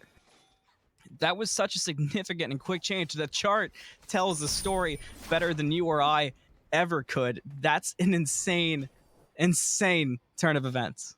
Yeah, it's a 5,000 gold flip in about 30 seconds. Being a little bit generous there. So now Dropkick Kings, and if they can get these last 2 tier 2 down, it's going to be big. But I think kind of converse to City Boys Fire Giants, they don't necessarily need to do a lot with this one. They didn't really pull it. I don't know if they were set up to go for tower pushes. Looking at the minion waves, they're not. But that being said, grouping as 5, I think pushing down that left side would be the best case scenario for them. They're going to get the Greater Scorpion, get their buffs, and I would assume they're going to group up as 5 and start pushing here. Oni waves up in 2.5, so that's going to be the next real big team fight. I still can't believe that we watched an Ares steal a Fire Giant with fire. Normally that damage wouldn't be enough to do anything, but you know, that Pythag's piece could have been a huge difference maker for that steal. I was going to say, I thought it was the Ishtar ult, but it definitely could have been the Ares Fire. It was still ticking at the same time. Yeah. But I guess not quite able to tell who the unsung hero is from Dropkick Kings. Now they are going to be moving as a pack here into left. I think one thing we looked over last fight, Optic Blaster on that Sylvanas did so much work on the backline. Ended up falling, but did his job as a solo laner. Was able to let his team take down Toe Taker. And then eventually, though, did fall to the Fire Giant. But still, I think good fight. At least in the beginning for City Boys. Not a ton they did wrong there, just a little bit unlucky. Yeah, I think the only thing that you could really critique, which is even hard to do, is after the Fire Giant was stolen, with the health bars as low as they were, like you said, because of Optic Blaster, City Boys went for the re-engage, led by the jump of Wolf, and they ran into CACTUSARMS and the chains and all the CC, so they maybe could have just retreated after losing it, but with the health bars so low, that's a really tough call in the moment. Most people would probably go for it. I definitely would have gone for it in the moment, too. Yeah, and I think that's one of the things you get a little bit carried away. I can definitely understand it, but a little bit of an overstep. Pest News did a great job. Now that they wasted the Dharmic Pillars, good job on Dropkick Kings. Don't lose much health either. They can afford to re-engage, but there goes Optic. Flanking from Optic, 4-man knockup, but nobody was there to follow up, so the effort is wasted. It does defend the tier 2 tower, but nothing more than that. I'm surprised City Boys collapsed so well onto this tier 2 for the defense, but they think they can hold it. And who are we to doubt them? That was a great play from Optic. Might wish they have that for this next fight, though, because Dropkick isn't going anywhere. Yeah, definitely didn't even do that, but still did create a lot of space, and City Boys are doing the right thing. By defending this tier 2 and keeping it up, they're going to be able to go contest that Oni Fury, which I think they might have to do. That's going to be a lot of pressure to minion waves. Ooh. Red team push up real far. There comes a house, so the fight has started, but there are a lot of ults being wasted here with not much results from both teams. Yeah, I agree completely. But yeah, I mean, Optic already has his whole backup.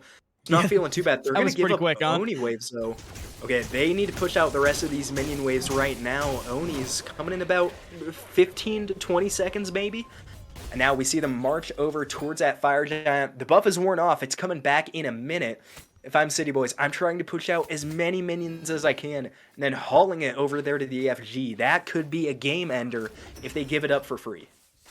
You know what's significant that we haven't talked about? We talked about the gold leads, the experience leads, the builds, be it questionable or not, the interesting picks with the Sylvanas. There's no, like, barely any kills in this game. Challenger tends to have some arena-like kill scores, but this game is this is not that. This feels more like a Premier game, almost more like an SPL game with how calm and passive things are. They're playing for objectives and they're playing for moments. The moment could be here for Fish, but the ult is beads. Virtually, his ult comes out. They kind of just have to go their separate ways. Big catch out, but nothing follows. Does get Virtually away for now. Will they take advantage of that man advantage? Because Ishtar is not here yet. Yeah, and I think they should start it up right away. I mean, Ishtar's going to be there before the lands, and that's a big win from Fish because obviously forcing out the beads as well. Lancelot now with no CC immunity, at the very least until he's able to get that dash off with the ultimate. Pyro falls soon. Now Ishtar is here. This is where I'm stepping up to that Fire Giant. You can see the On Her fighting the wave, and indeed they're gonna. This could decide the game. I'm looking at OLK to steal the Dharmic Pillars, but he's not there. It's going to be I'm looking Optic. at Fish going on Slim, but didn't do enough damage. Might have been enough damage to delay. It was. Dropkick gets a Fire Giant. Who else can they get with it? Optic stepped into the pit. Can Optic get out of the pit? There's the Ares ultimate. He will not. BakeddGoods gets a kill onto the Sylvanas. Fish looking for Slim. Gets the sash. Shell comes out. Is it enough? No way it is! Oh, Kelly gets the stop onto Fish. Pillars come out. Look at the damage that came out behind it. Slim gets away thanks to the efforts of his support, but only for the moment as Pest News goes on the rampage and cleans up Pest. Oh, Pest just went off on that Yu Huang. We've seen it all game. The damage, the damage, the damage. It's all been there. Virtually looking for damage of its own. Can't find it. Pest has a double kill. Keeping it up. Rising up the scoreboard. Not done yet. Looking at mid. Wolf took serious damage from the Ishtar. Had to get out of there quick. Tier 2 tower is going to fall. And all City Boys can do is sit back and watch. They've only got 2 members. This could be... They could realistically call for the end here. Go in on Phoenix. OLK trying to see what he can do to delay it. Gets the silence out, but Wolf staying back. They're going to aim to defend the Titan, but Dropkick plays it smart. They're playing it passive, going to clean up the towers and clean up the Phoenixes. Maybe could have ended, though. Yeah, I mean, there was definitely a chance, but with Optic coming back up, we've seen a lot of damage being pumped out. I think you're right. I think they definitely could have ended, but they're playing it safe. They're playing it smart. They don't have a reason not to. It's a little bit of shades of game 1. They got off to an early lead, and they did look a little bit indecisive even in that win. But luckily, they turned it around since early. City Boys did really well early game, but Dropkick's now establishing them this lead. They're letting themselves play how they want to. And the Yu Huang has been so underappreciated this game. I mean, took Optic back in to secure the kill, got the killing blows after that. Pest News is making his impact felt in this game, making up for Fish not having as impactful of a game, but still having a really good one on the Nasia. I think what's working out for Dropkick and Fish not having the most impactful game is Wolf is not having anywhere near as impactful of a game on the On Her as he had on the Ishtar last game. So things have kind of simmered out in that regard. Yeah, and I think one big reason to that, I mean, for On Her to really, truly get his kit off, he's got to get in, he's got to get aggressive, find stuns, and get close enough to land the Desert Fury, whereas Ishtar, she has a really long stun, she can make her auto attacks longer. I think it was a lot easier for Wolf to get aggressive from behind with the Ishtar, because let's face it, OLK has not been making a ton of space on a Ganesh, and granted it's hard to. Optic's been finding a ton of value in the backline, but so far we have not seen this backline for City Boys be able to do what they really should be able to. I think it's been one of the big difference makers as a backline for Dropkick Kings is doing what they want and going where they want. One of my favorite questions to ask you this late in the game is the win conditions. So what are the win conditions? Let's start with Dropkick before we get into the next fight. I mean, I think the only win condition is get a team fight win. I think any win here kind of seals it for them, at least a big one. But if I am Dropkick Kings, you don't want CACTUSARMS to go down. This Ares has found a ton of value. He's been hitting the chains and so tanky with the build he's gone. Obviously, Pythag's maybe not tanky, but still valuable to the rest of the team. So keeping CACTUSARMS alive and finding good engages. I think on the other side, though, City Boys. Yeah, go ahead.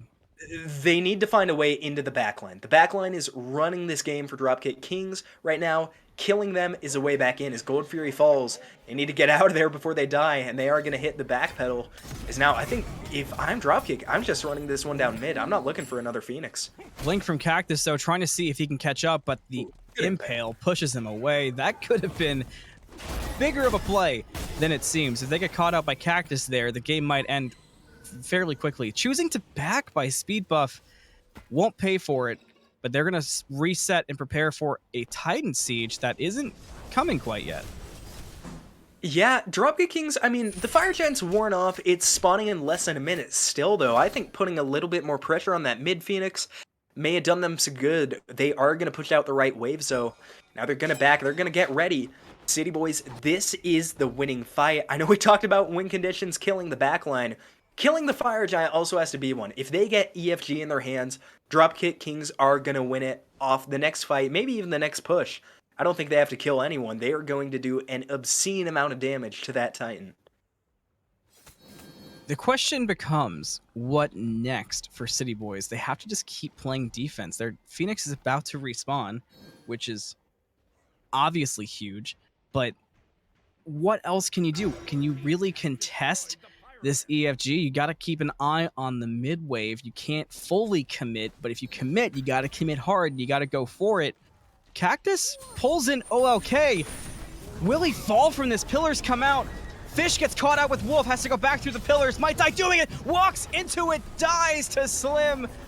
This is bad for Dropkick. Slim has a double kill. Make it a triple kill for Slim. I can't believe what we just saw. This Baba Yaga turn around on the Dropkick. All it took was one step too far. Slim with OLK. They're chasing down Cactus on the other side. Toe Taker's getting chased. Cactus, though, has quite a bit of health. Not the same can be said for Toe Taker. He falls virtually. Cactus is the last man alive. I can't believe it. City Boys might be able to turn this game on its head. Fire minions are at the Phoenix, though. Slim gets the deicide on the Cactus. Can they save the Phoenix? Can they push out from this? What can City Boys do from it? They do save the Phoenix. So huge turnaround, huge victory for City Boys. And that is exactly the fight they needed. They let Slim finally get the space he needs to really pop off. Gets 3 kills in that fight and 3 really big kills. And I think they're doing the right thing here. They're not getting over aggressive. They're going to take that EFG away. But unfortunately, because of the map state, because of how low their Phoenix is, they can't afford to get aggressive until they've got the FG and they push, gosh, out minion waves. So a lot of work to do for City Boys. They're closing it back up. That was not a good team fight from Dropkick Kings. City Boys taking advantage of it too. Yeah, and I'm so surprised because of how it started. It looked like they had OLK completely picked off and just nothing came of it except for the deicide. Yeah, I mean, they did have OLK picked up, but Optic really nicely timed Blink ult, disrupts him a little bit, and I think Pesnu's not able to get off as big of a dragon push as we've seen so far. Admittedly, still not bad, found a really good amount of damage, but we've been seeing him displace a ton of people with it. Now finding that same engage, Dropkick Kings just never got off to a good start in that one. They had the one engage, but kind of lost out on that opportunity really quick. And now City Boys, feels like the first time since 10 minutes. They're over the midway mark of the map. And here we go. It's a tier 2 siege, but this time it's City Boys. I bet you didn't see that coming. Dropkick gonna lightly defend. Can't do much more than that. City Boys are just cleaning house at this point, making it even Stevens across the board. I cannot believe the state this game is at. All it feels like it took was getting fish off of that Susano. The Neja has certainly not been bad. It's been fantastic at times, but the control in this game, it doesn't feel like anyone has control at any given moment because it can shift so quickly. First 10 minutes felt like City Boys. Next 20 felt like Dropkick. These last 10 have been City Boys. It's so back and forth. It's so even. It's insane. That is, and now I think City Boys doing the smart thing, grouping up as 5. Both tier 2 towers off the map. And the game is back to even. All the Phoenixes are up. The only thing I'd be wary of, those right side minions may need to be back to be defended at some point, so City Boys have a limited amount of time. Vert's trying to take advantage. Toetaker went to kill a ward, had to use the ultimate to get away, pull in on OLK, gets a lot of damage on him, still alive. Fish goes in for the kill, gets the ultimate up, but who's there? BakeddGoods dies in the back. Fish dies in the front to Remarkable, only picks up 1, and it was OLK. Things are not looking good for Dropkick. It's now a 4v3. Fire Giant still favoring City Boys. They're going to be able to push this Phoenix in. And that was great and tragic from Dropkick. They get the Ganesh, so the sieging potential for City Boys not as high as it was, but losing the Ishar and the Neja. They don't have a lot of damage. But look, Optic already had to get out. They can't do anything after this Phoenix. They cannot afford to get it unless they get a deicide, and there's the start. They can kill Cactus. Wolf has started the play there. Jumps on Pest, feeling himself. Slim gets the final hit, though, and gets the kill. It's a Titan Siege.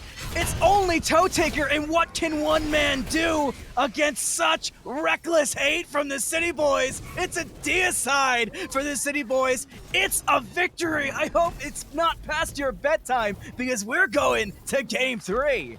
And if you told me 25 minutes in that City Boys are going to march it down and win game number 2, I would not have believed you. That is a great turnaround from the Order side team. They did exactly what they needed to do. After that last Fire Giant fight, they did not make a single slip up. Great game from them, and unfortunate from the Dropkick Kings. They had it in their hands, but just let it slip away a little bit. I'm shocked. I was prepared to call it a 2-game set at around 20 minutes. I felt like it was just a matter of time, and boy, was I proven wrong there. Yeah, can't count them down and can't count them out. City Boys do a really good job turning it around. And I think going into the game too, admittedly, their team comp was a little disjointed, maybe didn't have a strong identity, but the individual performances came up massive. The Ganesh finding good CC, Optic finding a ton of value on the back end, and Slim in the end popping off top damage in the lobby and really coming into his own on the Baba Yaga in those last 10 minutes. I'm shocked, and I know you are too. We're going to be right back with game number 3. I can't believe I'm saying it, but here we are. Here we go. Take your break, get your drink. It's going to be a long night, but it's going to be worth it. They'll be back on the Smite Draft League.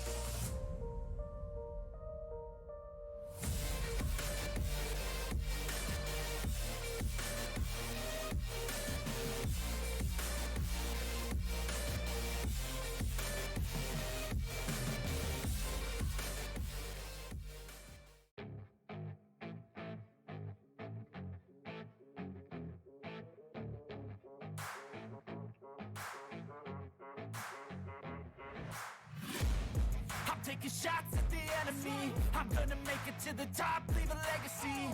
If I got something to say, you better let me speak. Turn it up a new degree, bitch, you ain't seen anything. I pop off with the new rock, electronic, blow the sonic roof up. I'm too honest when I take a few shots. They're too toxic, need to take the noose off.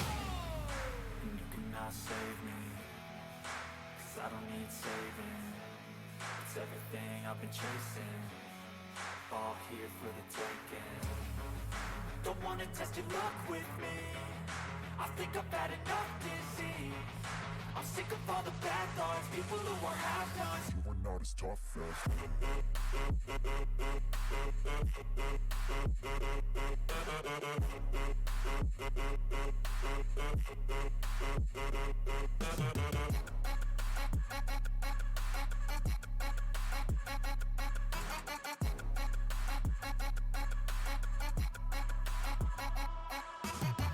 I'm back, you know that I never left. I got tracks and some music that you never guess. I don't slack, don't lose, learn your lesson yet. When I get to choose what I do, I'm like a weapon. I'm not sharp as many, but got hard. I'm ready to change scars to envy, to win large and plenty. I like to play fast, never change back. Calling out, I'll pay back, 'cause I'm great at that. Oh, you cannot save me, 'cause I don't need saving.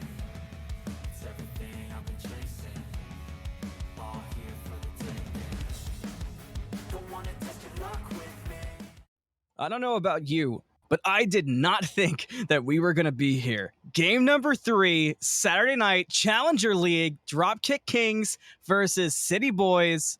I'm Anthony Malum. He's KingFsher. We've had Nooblet on the camera this entire time. Give him some credit. Let's get into picks and bans for game number 3. Yep, and they are both going to start off with all reliable. It's a Susano taking out 4 City Boys, Dropkick Kings, again trying to limit Remarkable. I'm surprised, though, after last game, I would be banning out Slim the Rebel. Had an absolutely outstanding game. Really popped off, making the impact felt. And the Cabrakan band followed it up, just like we saw in game 1. Everything is going according to plan, except for game number 2, if you are Dropkick Kings. Yeah, it is. And now I'm excited to see where they go next in the bans. If they try to target out a certain role. That's a little odd. It's going to be City Boys taking Lancelot away. I really like Virtually on that pick. Ooh. Wow. Huh. I mean, it's different. I don't hate it. But it's a really, really big turnaround from game number 2. I think I liked him a lot more on that traditional jungle pick. Or maybe not as traditional, but did a lot better. But now, going back to the Kali, something a little bit more squishy and plays more similar to that Loki. I hope it's not going to affect his playstyle at all. I think he seemed a lot more confident in Game 2, and I'd like to see that carry over to Game 3. I will admit that I like the Kali more than the Loki, and it's like clockwork. Khepri, Achilles picked instantly. I like the Kali more than I like Loki. I like what the Kali could bring. It's really going to depend on that early game. We all know that's Kali's issue. You got to get through that early mid game. If you can get to the late game, if you can get set up, you can hard carry the game. It's similar to Mercury in that aspect. The question is, can you get there? Yeah, definitely gonna be the deal breaker in this one. And I really like seeing that Achilles pick in response to the Khepri. I mean, Optic proved me wrong last game how good he could do on a kind of off-meta solo laner. So excited to see if he's able to apply that same pressure from the Achilles. Obviously, that execute really good. Can't pick the Thanatos, you already have a Kali jungle. And I'm not ready to cast a Thanatos solo again. I think that might have been a one-time thing. You got me on the Thanatos solo. I can't help but remember the toxic sidestepping of the sides, but that is neither here nor there. Last pick of the first phase of the picks about to come out. And I'm curious, I mean, we're seeing a lot of things similar, but a lot of things different. This could be a tone-setting pick for the next phase. It really could be, and if I'm them, I'm definitely looking to go somewhere in the mid here. I mean, Fish has shown, I don't think he had as impactful a set on Naneja, but he's shown that he can play some really different picks. I don't think you're ever going to fully ban out that God pool, and I think for that reason, I'm definitely trying to lock in a God here for Pest News. Did really, really good last game on the Yu Huang. So I think something similar I would definitely like here out of the mid, get him on something comfortable. He can definitely be a difference maker because he was kind of running that game up until a few of those last fights. Yeah, and it's so tough to figure out what to pick. There's so many options available with the way the first 6 bands went, and with only Yuan getting picked up, really the sky's the limit, which might almost be overwhelming in those team comms. Yeah, definitely will be, but time running down, almost exhausted all of their bang time. We'll see what is it gonna be, and it's gonna be a Jiba. I think we talked about that a few times, seeing RemarkableWolf pick it up. Have not yet seen it on BakeddGoods, and I know you love this pick, so tell me, what do you think about that with the Khepri? Oh, I just noticed they have 2 ADCs. Is that an Ishtar mid? That is probably going to be an Ishtar mid. That we talked about tone setting, and that it is risky maneuver to go for game 3. But if you're trying to pull out things that your opponent hasn't seen, that this could be the way to do it. I'm not thrilled about Xbalanque. I never am, but that's just because I don't like the character. The character performs fantastic. I don't know. I feel like the best part about the Xbalanque pick currently is the survivability against the Kali late game. Yeah, definitely. And I don't know how I didn't even notice it was a double ADC until way too late. But an RDO lock-in, I guess that's going over to solo Huh. lane. Into Achilles, that should be an interesting matchup. But looking at the mid, I love the way Ishar plays into the Yu Huang, has a long CC immunity in that ultimate. And when he comes down from the sky, it's a really predictable pattern. He's going to be able to hit that Mesmerize really easily if they're able to line it up correctly. That'll be a really cool matchup to watch in the mid lane, if that is where the Ishar is going. This is a really funky team comp so far from Dropkick. They're really going big or going home. The jungle pick, which, I'm assuming it's not an RDO jungle, is really going to be the most important pick, because right now I'm not ecstatic about this team comp. I mean, with the Kali, the Achilles, the Athena, the Jingwei, the rotations, the movement, everything's going great for City Boys comp. And while Dropkicks isn't bad, I have a hard time seeing the plan. Well, of course it can't be an RDO jungle, it's gonna be Khepri in the jungle, as we all know. Of But I think course. it will be interesting to see. I think the one glaring flaw I can see from the Dropkick's draft is they are lacking a lot of magical damage. And I think OLK and Optic are gonna have a much easier time this game. They really just need to focus on the physical defense. And with that, we're going to leave you here. We'll see where all these characters go in game number 3. We'll be right back on the SDL.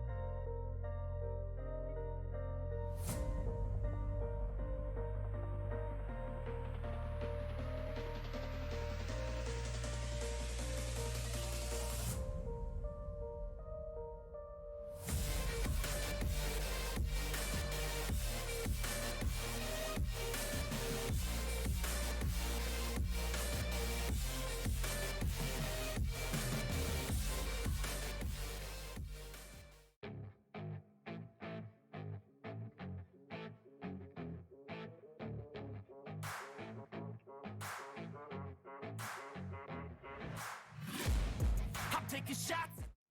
In game number 1, it was all LDGFish the entire time. In game number 2, the story was Dropkick kind of throwing and City Boys taking advantage and running it all the way down. What will the story be in game number 3? I'm Anthony Malum. He's KingFsher. Let's do it. Fish, let's talk about these roles. Walk me through it. What are we seeing? Yeah, and I mean, story game 3 has to start about the story of the picks and ban phase. I think from City Boys and most of Dropkick Kings, it's pretty much what we expected. But the Jibalonk in mid, I don't think it's something that's as good as the Ishar. Definitely doesn't have as good of wave clear, but should be able to find a decent amount of aggression onto the Yuwong. But starting Devo Gauntlet, something I'm never a fan of on X-Ball. I think Transcendence is a much better start for him, especially lets you use those branching bullets so much more often without really having to worry about running out of mana as a really early pause. Very early pause comes out. We'll be right back while we get this sorted out. Don't go anywhere. We just started game number 3. We're back and action happening quick. Right out of the pause, some serious damage came out onto RemarkableWolf. He is fine for now. Thankfully, with the pause over, Fish can stop serenading me with this oh so beautiful music, and we can focus on the action at hand in game number 3. You weren't supposed to tell anyone about that, but getting back into the action, indeed. And I think it's going pretty much as expected here in the duo lane. It doesn't matter that you have an Athena on your team. Jingwei is not outclearing an Ishtar. She just isn't. Yeah, that's a really tough lane matchup. Toetaker got pressured under tower on the RTO. Not a whole lot he can do to change that, given his abilities early on here. But nothing crazy happening, similar to what we saw in game 2, less in game 1.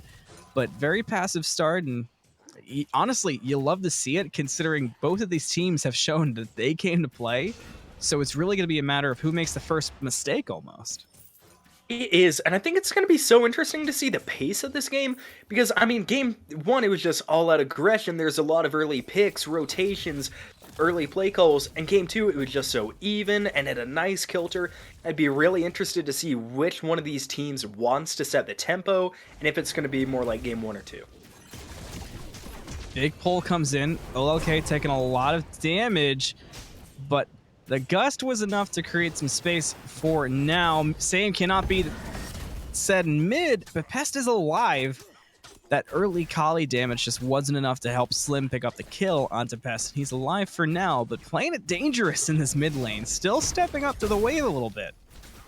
Yeah, and Kali is pretty renowned for her early game damage, just so much of it, able to make an incredible impact early, but not really the case, is virtually not able to help Slim take down the mid laner. Pest News stays alive another day, and I think we both expressed some worries about this Jibalonk in mid, but given that it's Akali, do you think he's going to have a little bit easier time, given that he won't have to worry about ganks as much? I think it's really going to come down to mechanics, ultimately. There's a window of opportunity for Virtually to completely ruin Pest News' day on that X-Ball, dash or no dash. And if it's executed properly, this X-Ball might have a really bad day and could be the thing that gets this Kali to the late game. Yeah, it definitely could be, because as weak as I think Kali is early game, Virtually is pretty strong all phases of the game, and I think that could even play against Pest News a little bit. He doesn't discount the Kali damage. Now, they are getting a lot of damage onto OLK, but able to just dash away. Ooh, solo. Under tower is Optic, but he does have that ultimate, so he is safe for now. It was getting close, enough to draw my eyes over there. But still, everybody's safe. Same thing as game number 2. Things are just so calm and passive. Nobody wants to be the one to make the mistake to get first blooded. Still pressure in duo though, but nothing crazy there either. It's surprising to say the least. Yeah, and I think it's so funny how far Toetaker dropped back as soon as Optic ticked to level 5, wary of that Achilles, and getting close to the execute range. I mean, this 1v1, it looks like Optic has less health, but it is a lot more geared towards him right now than it is Toetaker, and it's one of the things I love about seeing an Achilles matchup in the solo lane. And I think that's what the Achilles might be playing for, seeing if he can kind of bait out just enough damage to get that execute, because you know, this is something that's harped on by a lot of players who have a lot of experience in Smite. It's not always about the kill. It's sending people back to base, but there might be a kill. Nope, just going to be a base return. Virtually showed up in the nick of time, almost, to get Toe Taker, but not quite enough. Still no first blood as we head into 5 minutes. Yeah, and I kind of expected Virtually to chase under the tower there and pop the Kali ult. I think probably could have gotten the kill onto the RDO, but good thinking they didn't. The Dodgy lurking just around the corner. And one thing I always look at with Dodgy, it's the use of the Palau. It is such an impactful ultimate. It can be really hard to hit and utilize the tick damage. The minions did it! Make it a solo kill in a solo lane, but it goes the way of the jungler! Wow. And I guess not tick damage, as minions do clean that one up. I don't know why I thought Virtually had Mannequins. Mannequins Kali is a disgusting combo, but able to get the kill. And first blood going on to Kali, that is so good. One of those junglers that can really fall behind early, so any little bit of extra XP helps. So Virtually in a really good spot here on this Kali. Now just needs to keep up with farm with LDGFish. And honestly, Minion 34 getting that additional gold from the first blood could be very dangerous for Dropkick Kings. Got to play it safe around him. Yeah, you know, I've heard if a minion ever ticks over to level 2, they actually can one-shot anything on the map. So definitely in dangerous hands there for the Dropkick Kings. Gonna have to be careful with that wave. But on a more serious note, City Boys getting that early kill, definitely good for them. We saw them take an early game lead last game as well, before kind of losing it in the mid and finally regaining it. If you're City Boys, if they get off to an early lead and lose it again, would you be more worried or kind of comfortable after seeing them come back from a similar spot? I think after last game, you can't get comfortable at any point if you're Dropkick, because anything could change. Big damage from Virtually onto Fish. How much will Fish stay, though, with this fight? Taunt from around the corner. Khepri ultimate is out, though. Slim trying to wait it out, but also find the damage. Virtually goes under the tower, goes an ultimate powwow, goes up, though, to avoid it. And he hit Virtually. Gonna bring him in. Will they find enough damage for the kill, though? Not quite yet. Virtually's gonna get away from that. I can't believe he got pulled under the tower and still got away. Crazy escape there for Virtually. BakeddGoods poked around too, but there's just nothing there to make happen. Yeah, and that was a really good attempt on a collapse there from Dropkick Kings. I think they played that exactly right, getting LDG out of the jungle, and the Palau did hit both of them, forcing out the ult from one, though. Not able to quite capitalize, but that's exactly what you want to see on that kind of retreat. Now City Boys probably going to be a little bit wary chasing down those kills in the future. Speaking of chasing down, Athena almost looking at a buff invade, but I think for the wiser, going to think better of it and just retreat back to mid lane. Yeah, that would have been a bit of a tough one. Still looking for it, trying to see. It's going to be enough to make Pest walk away. Intimidating on the Athena as OLK. Yeah, and I love seeing OLK on this more aggressive pick. I mean, we've seen a Ganesh, another really safe Guardian in Yamoja the first 2 games. I think recently been seeing him on a lot of those picks that just kind of hang back. You know, they want to help their teammates out first and then get aggressive. But on this Athena, I'm looking for him to really change up that playstyle and be a menace to the backline here at Dropkick Kings. And you know, we didn't even talk about it, but now that I really think about it, putting OLK on that Athena to set up Virtually could be huge. Toe Taker starting to get into a dangerous amount of health. An Optic knows it, trying to see what he can make happen. Right on the tails of the big bad bear, gets the stun, execute, range, no! God, his ankles are in pieces! Toe Taker's gonna get away. OLK is ulting in to try to make up for it, to make Optic feel better. There's the taunt, Virtually's here. Optic Blaster's ego is not restored, but the kill is there for Virtually. Yeah, and good job getting the kill onto Virtually again, and a bleed for kill, always something good. KingFsher found the stun. Good ult from Remarkable, does he live? Gotta use the jet stream, airstrike, good, we're safe. That was close, definitely sweating over there in the duo lane, nearly the 3rd kill of this game. But again, City Boys off to an early lead. I think the one thing they're set up for a lot better this game, their team comp is much more early game oriented, I think, besides the Kali, than it was last game. I mean, obviously, Jingwei's still pretty late game, but they can get a lot of damage off early, especially that front line. And Achilles Athena feels super bad to run against, so Dropkick Kings probably going to play a little bit more passive than they have in the past. Optic was considering the blue buff seal, but with the health where it is and Daji looming does not commit for it, Daji will secure the blue and not chase down Optic. You know, a lot of times we find Nooblet hanging out in the duo lane on the camera. This game, solo lane has been where the party's at. It has been, and I think it's because duo laners are kind of notorious for always just fighting to kill, while solo laners kind of just trade blows. You know, if there's a kill opportunity, they take it. But duo lane, they're out for blood every single wave, and it never gets old. But I think doing a really good job staying safe over there in duo.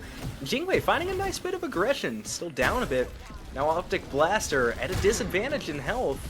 Can't take too much damage. This Artio is pumping out some serious work with that Warlock staff early. Virtually, though, did pop up on a ward, which was enough to calm things down over there. Virtually, only 2 kills, level 10, but commanding a lot of respect on this Kali. Yeah, it really is, and I think pretty surprising to see, just given the nature of that god, and how I think he played on a similar pick in Game 1. I do think the Loki's a lot more similar than that Lancelot, but making a really good show of it, and definitely, if you can keep up in levels against LDGFish looking for a kill here, though, is RemarkableWolf. Beats down for Wolf, but ultimate is up. Here comes the Athena ultimate. Will be enough to save RemarkableWolf. Airstrike, no good. The bleed damage was better. Now OLK, though, trying to see what he can do to Fish. Doing a lot of damage, but that's the problem with Athena. You run out of abilities quickly. Fish gets away. Yeah, good job on OLK. Really good time Dalton trying to get over there, but unfortunately, no minions around, so the bleed damage does finally do it this time, as LDGFish gets his first kill of the game, and that's going to help him against Virtually, staying pretty close in levels here. One less kill, but I think Daji able to farm and move around the map a lot more efficiently than Kali is. With how calm, even, and passive this game has been, I think we're learning that Game 2 is what we can expect to see from these teams, and not so much Game 1 with the high kill count and big difference.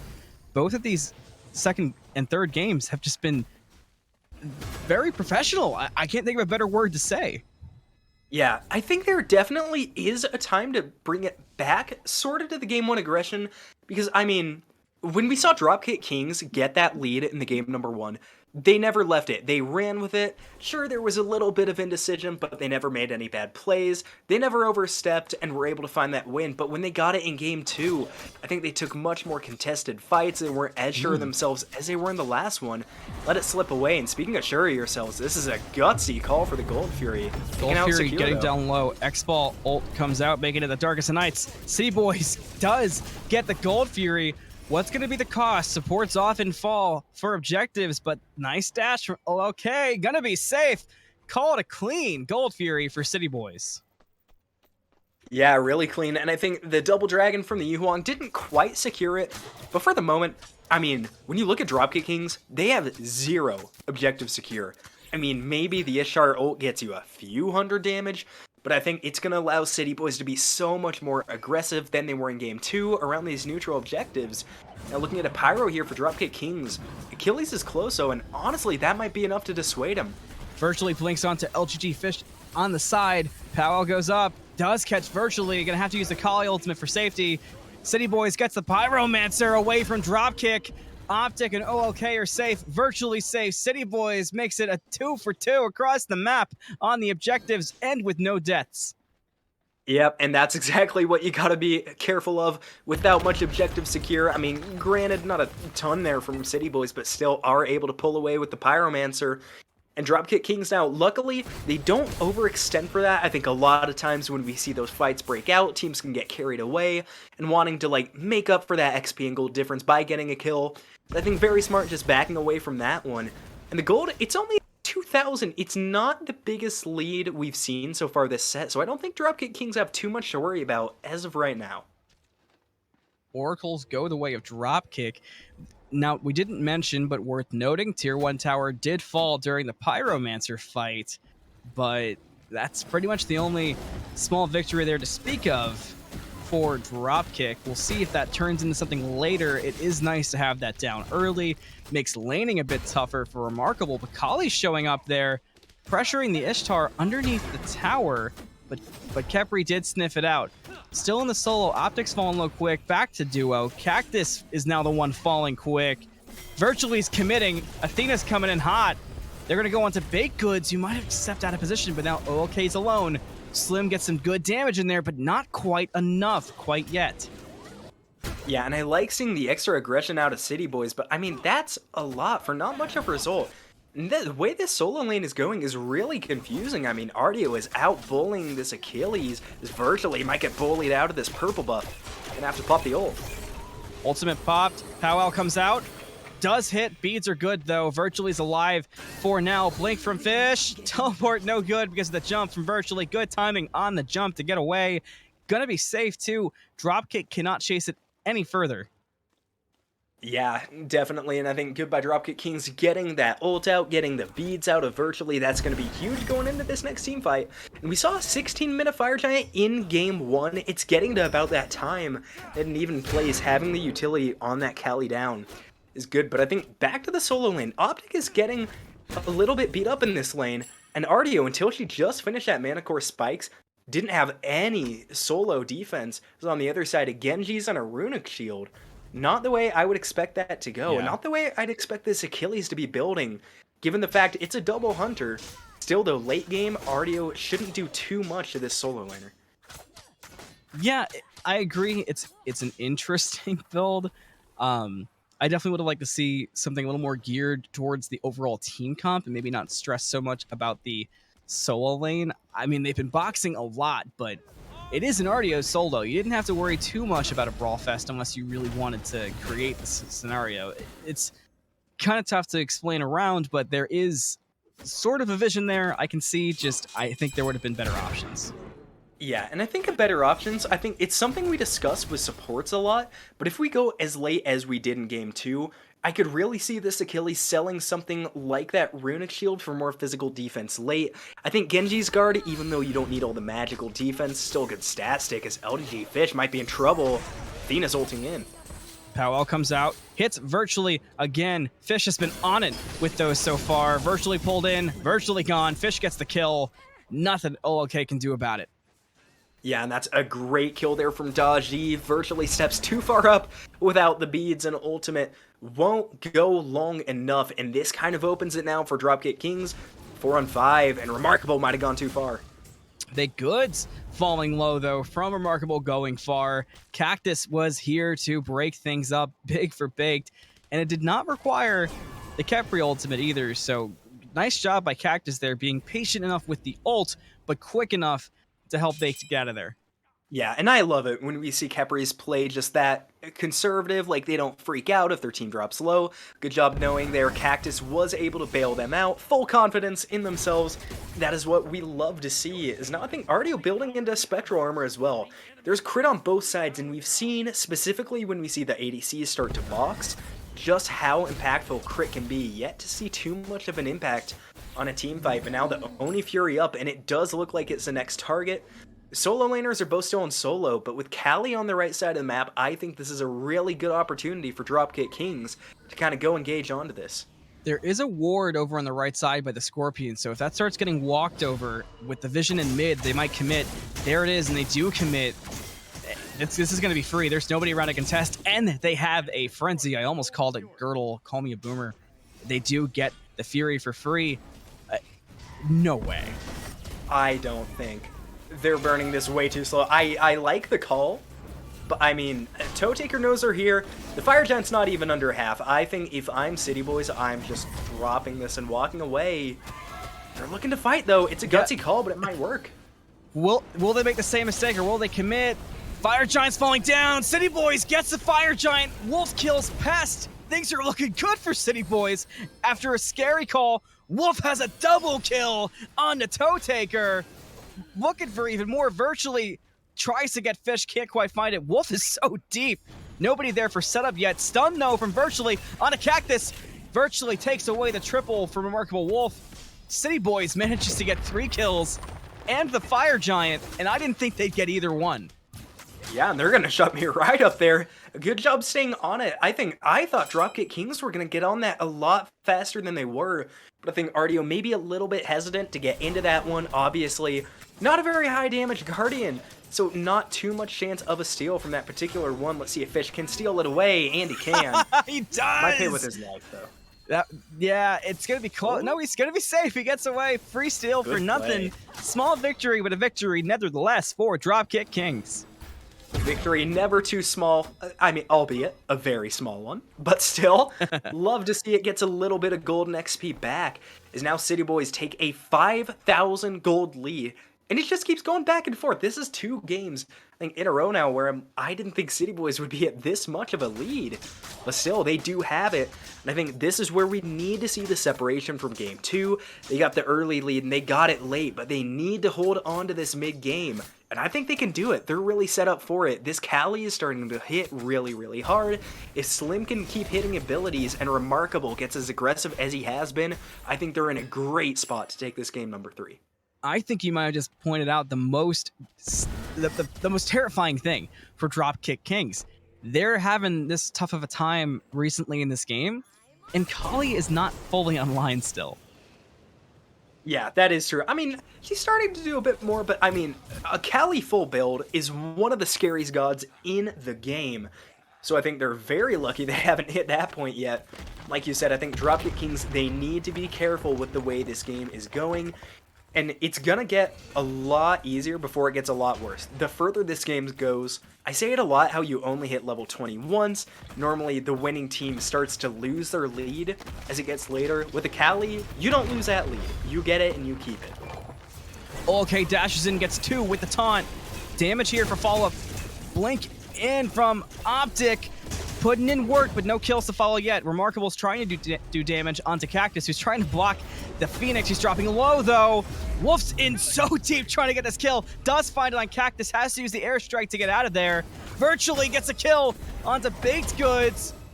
No execute on Pest, but the kill is good. They're going to go for the end. Drop kicks at the tier 2 and solo. Only Toe Taker's here. And they're going for the end on the Titan. Can Toe Taker defend this alone? I don't think he can. Doing everything he can, falling low, virtually gets the kill. Daji's just now backing. I can't believe this. Daji's just here blinking. Powwow, no good. City Boys wins this game out from underneath Dropkick Kings. There's no way, but there is a way. It happened. City Boys takes the set. And that's how it ends? I mean, you don't have to worry about late game Kali if there's no late game, but that is catastrophic for Dropkick Kings. I don't think, no wards on that left side, and they were dead too quick for the right side players to back. That is just unfortunate. And talk about the play calling from City Boys running it down on left. You can't do it much better than that. That is an incredible game from the Order team. I'm struggling to find words to describe what just happened there. They completely caught Dropkick off guard. They were at the tier 2 and solo. And Dashi didn't even back until the Titan was half dead. Toe Taker was the first one back, and what can you do against 5 people? I got nothing. Yeah, I don't think there's going to be any better words to describe it than the lack of words you're coming up with there. And, I mean, we talked about the game number 2 being a low-kill game. There were 11 kills in that game total. Who needs kills when you just run it down, get the good objectives? Yeah. City Boys, I don't know if it was a miracle or strong play all around, maybe a little bit of a combination, but they closed this game 3 in a convincing fashion. You know, we were talking about in the middle of game 2 that these teams are both so talented. It's something to look at as we get into playoffs. That play call alone from City Boys, the awareness to capitalize on the mistake from Dropkick, that's the kind of play that wins you something like our playoffs. So keep an eye on them going forward. I don't know if there's much else to say about this game. The shock is going to be sitting with us for a while, to be sure, but the craziest part is that's not all for the weekend. There's going to be some games tomorrow, too. So if you're not already following Smite Draft League on everything, make sure you do it. Find any VODs if you want to replay that end on YouTube. Join the Discord. Season 2 is right around the corner. And how can you watch that game and not want to get in here and play yourself? I have been Anthony Malum. He was KingFsher. We had iNooblet on production. We're going to go to bed and think about what we just saw. Have a great night. Happy Saturday. We'll see you next time.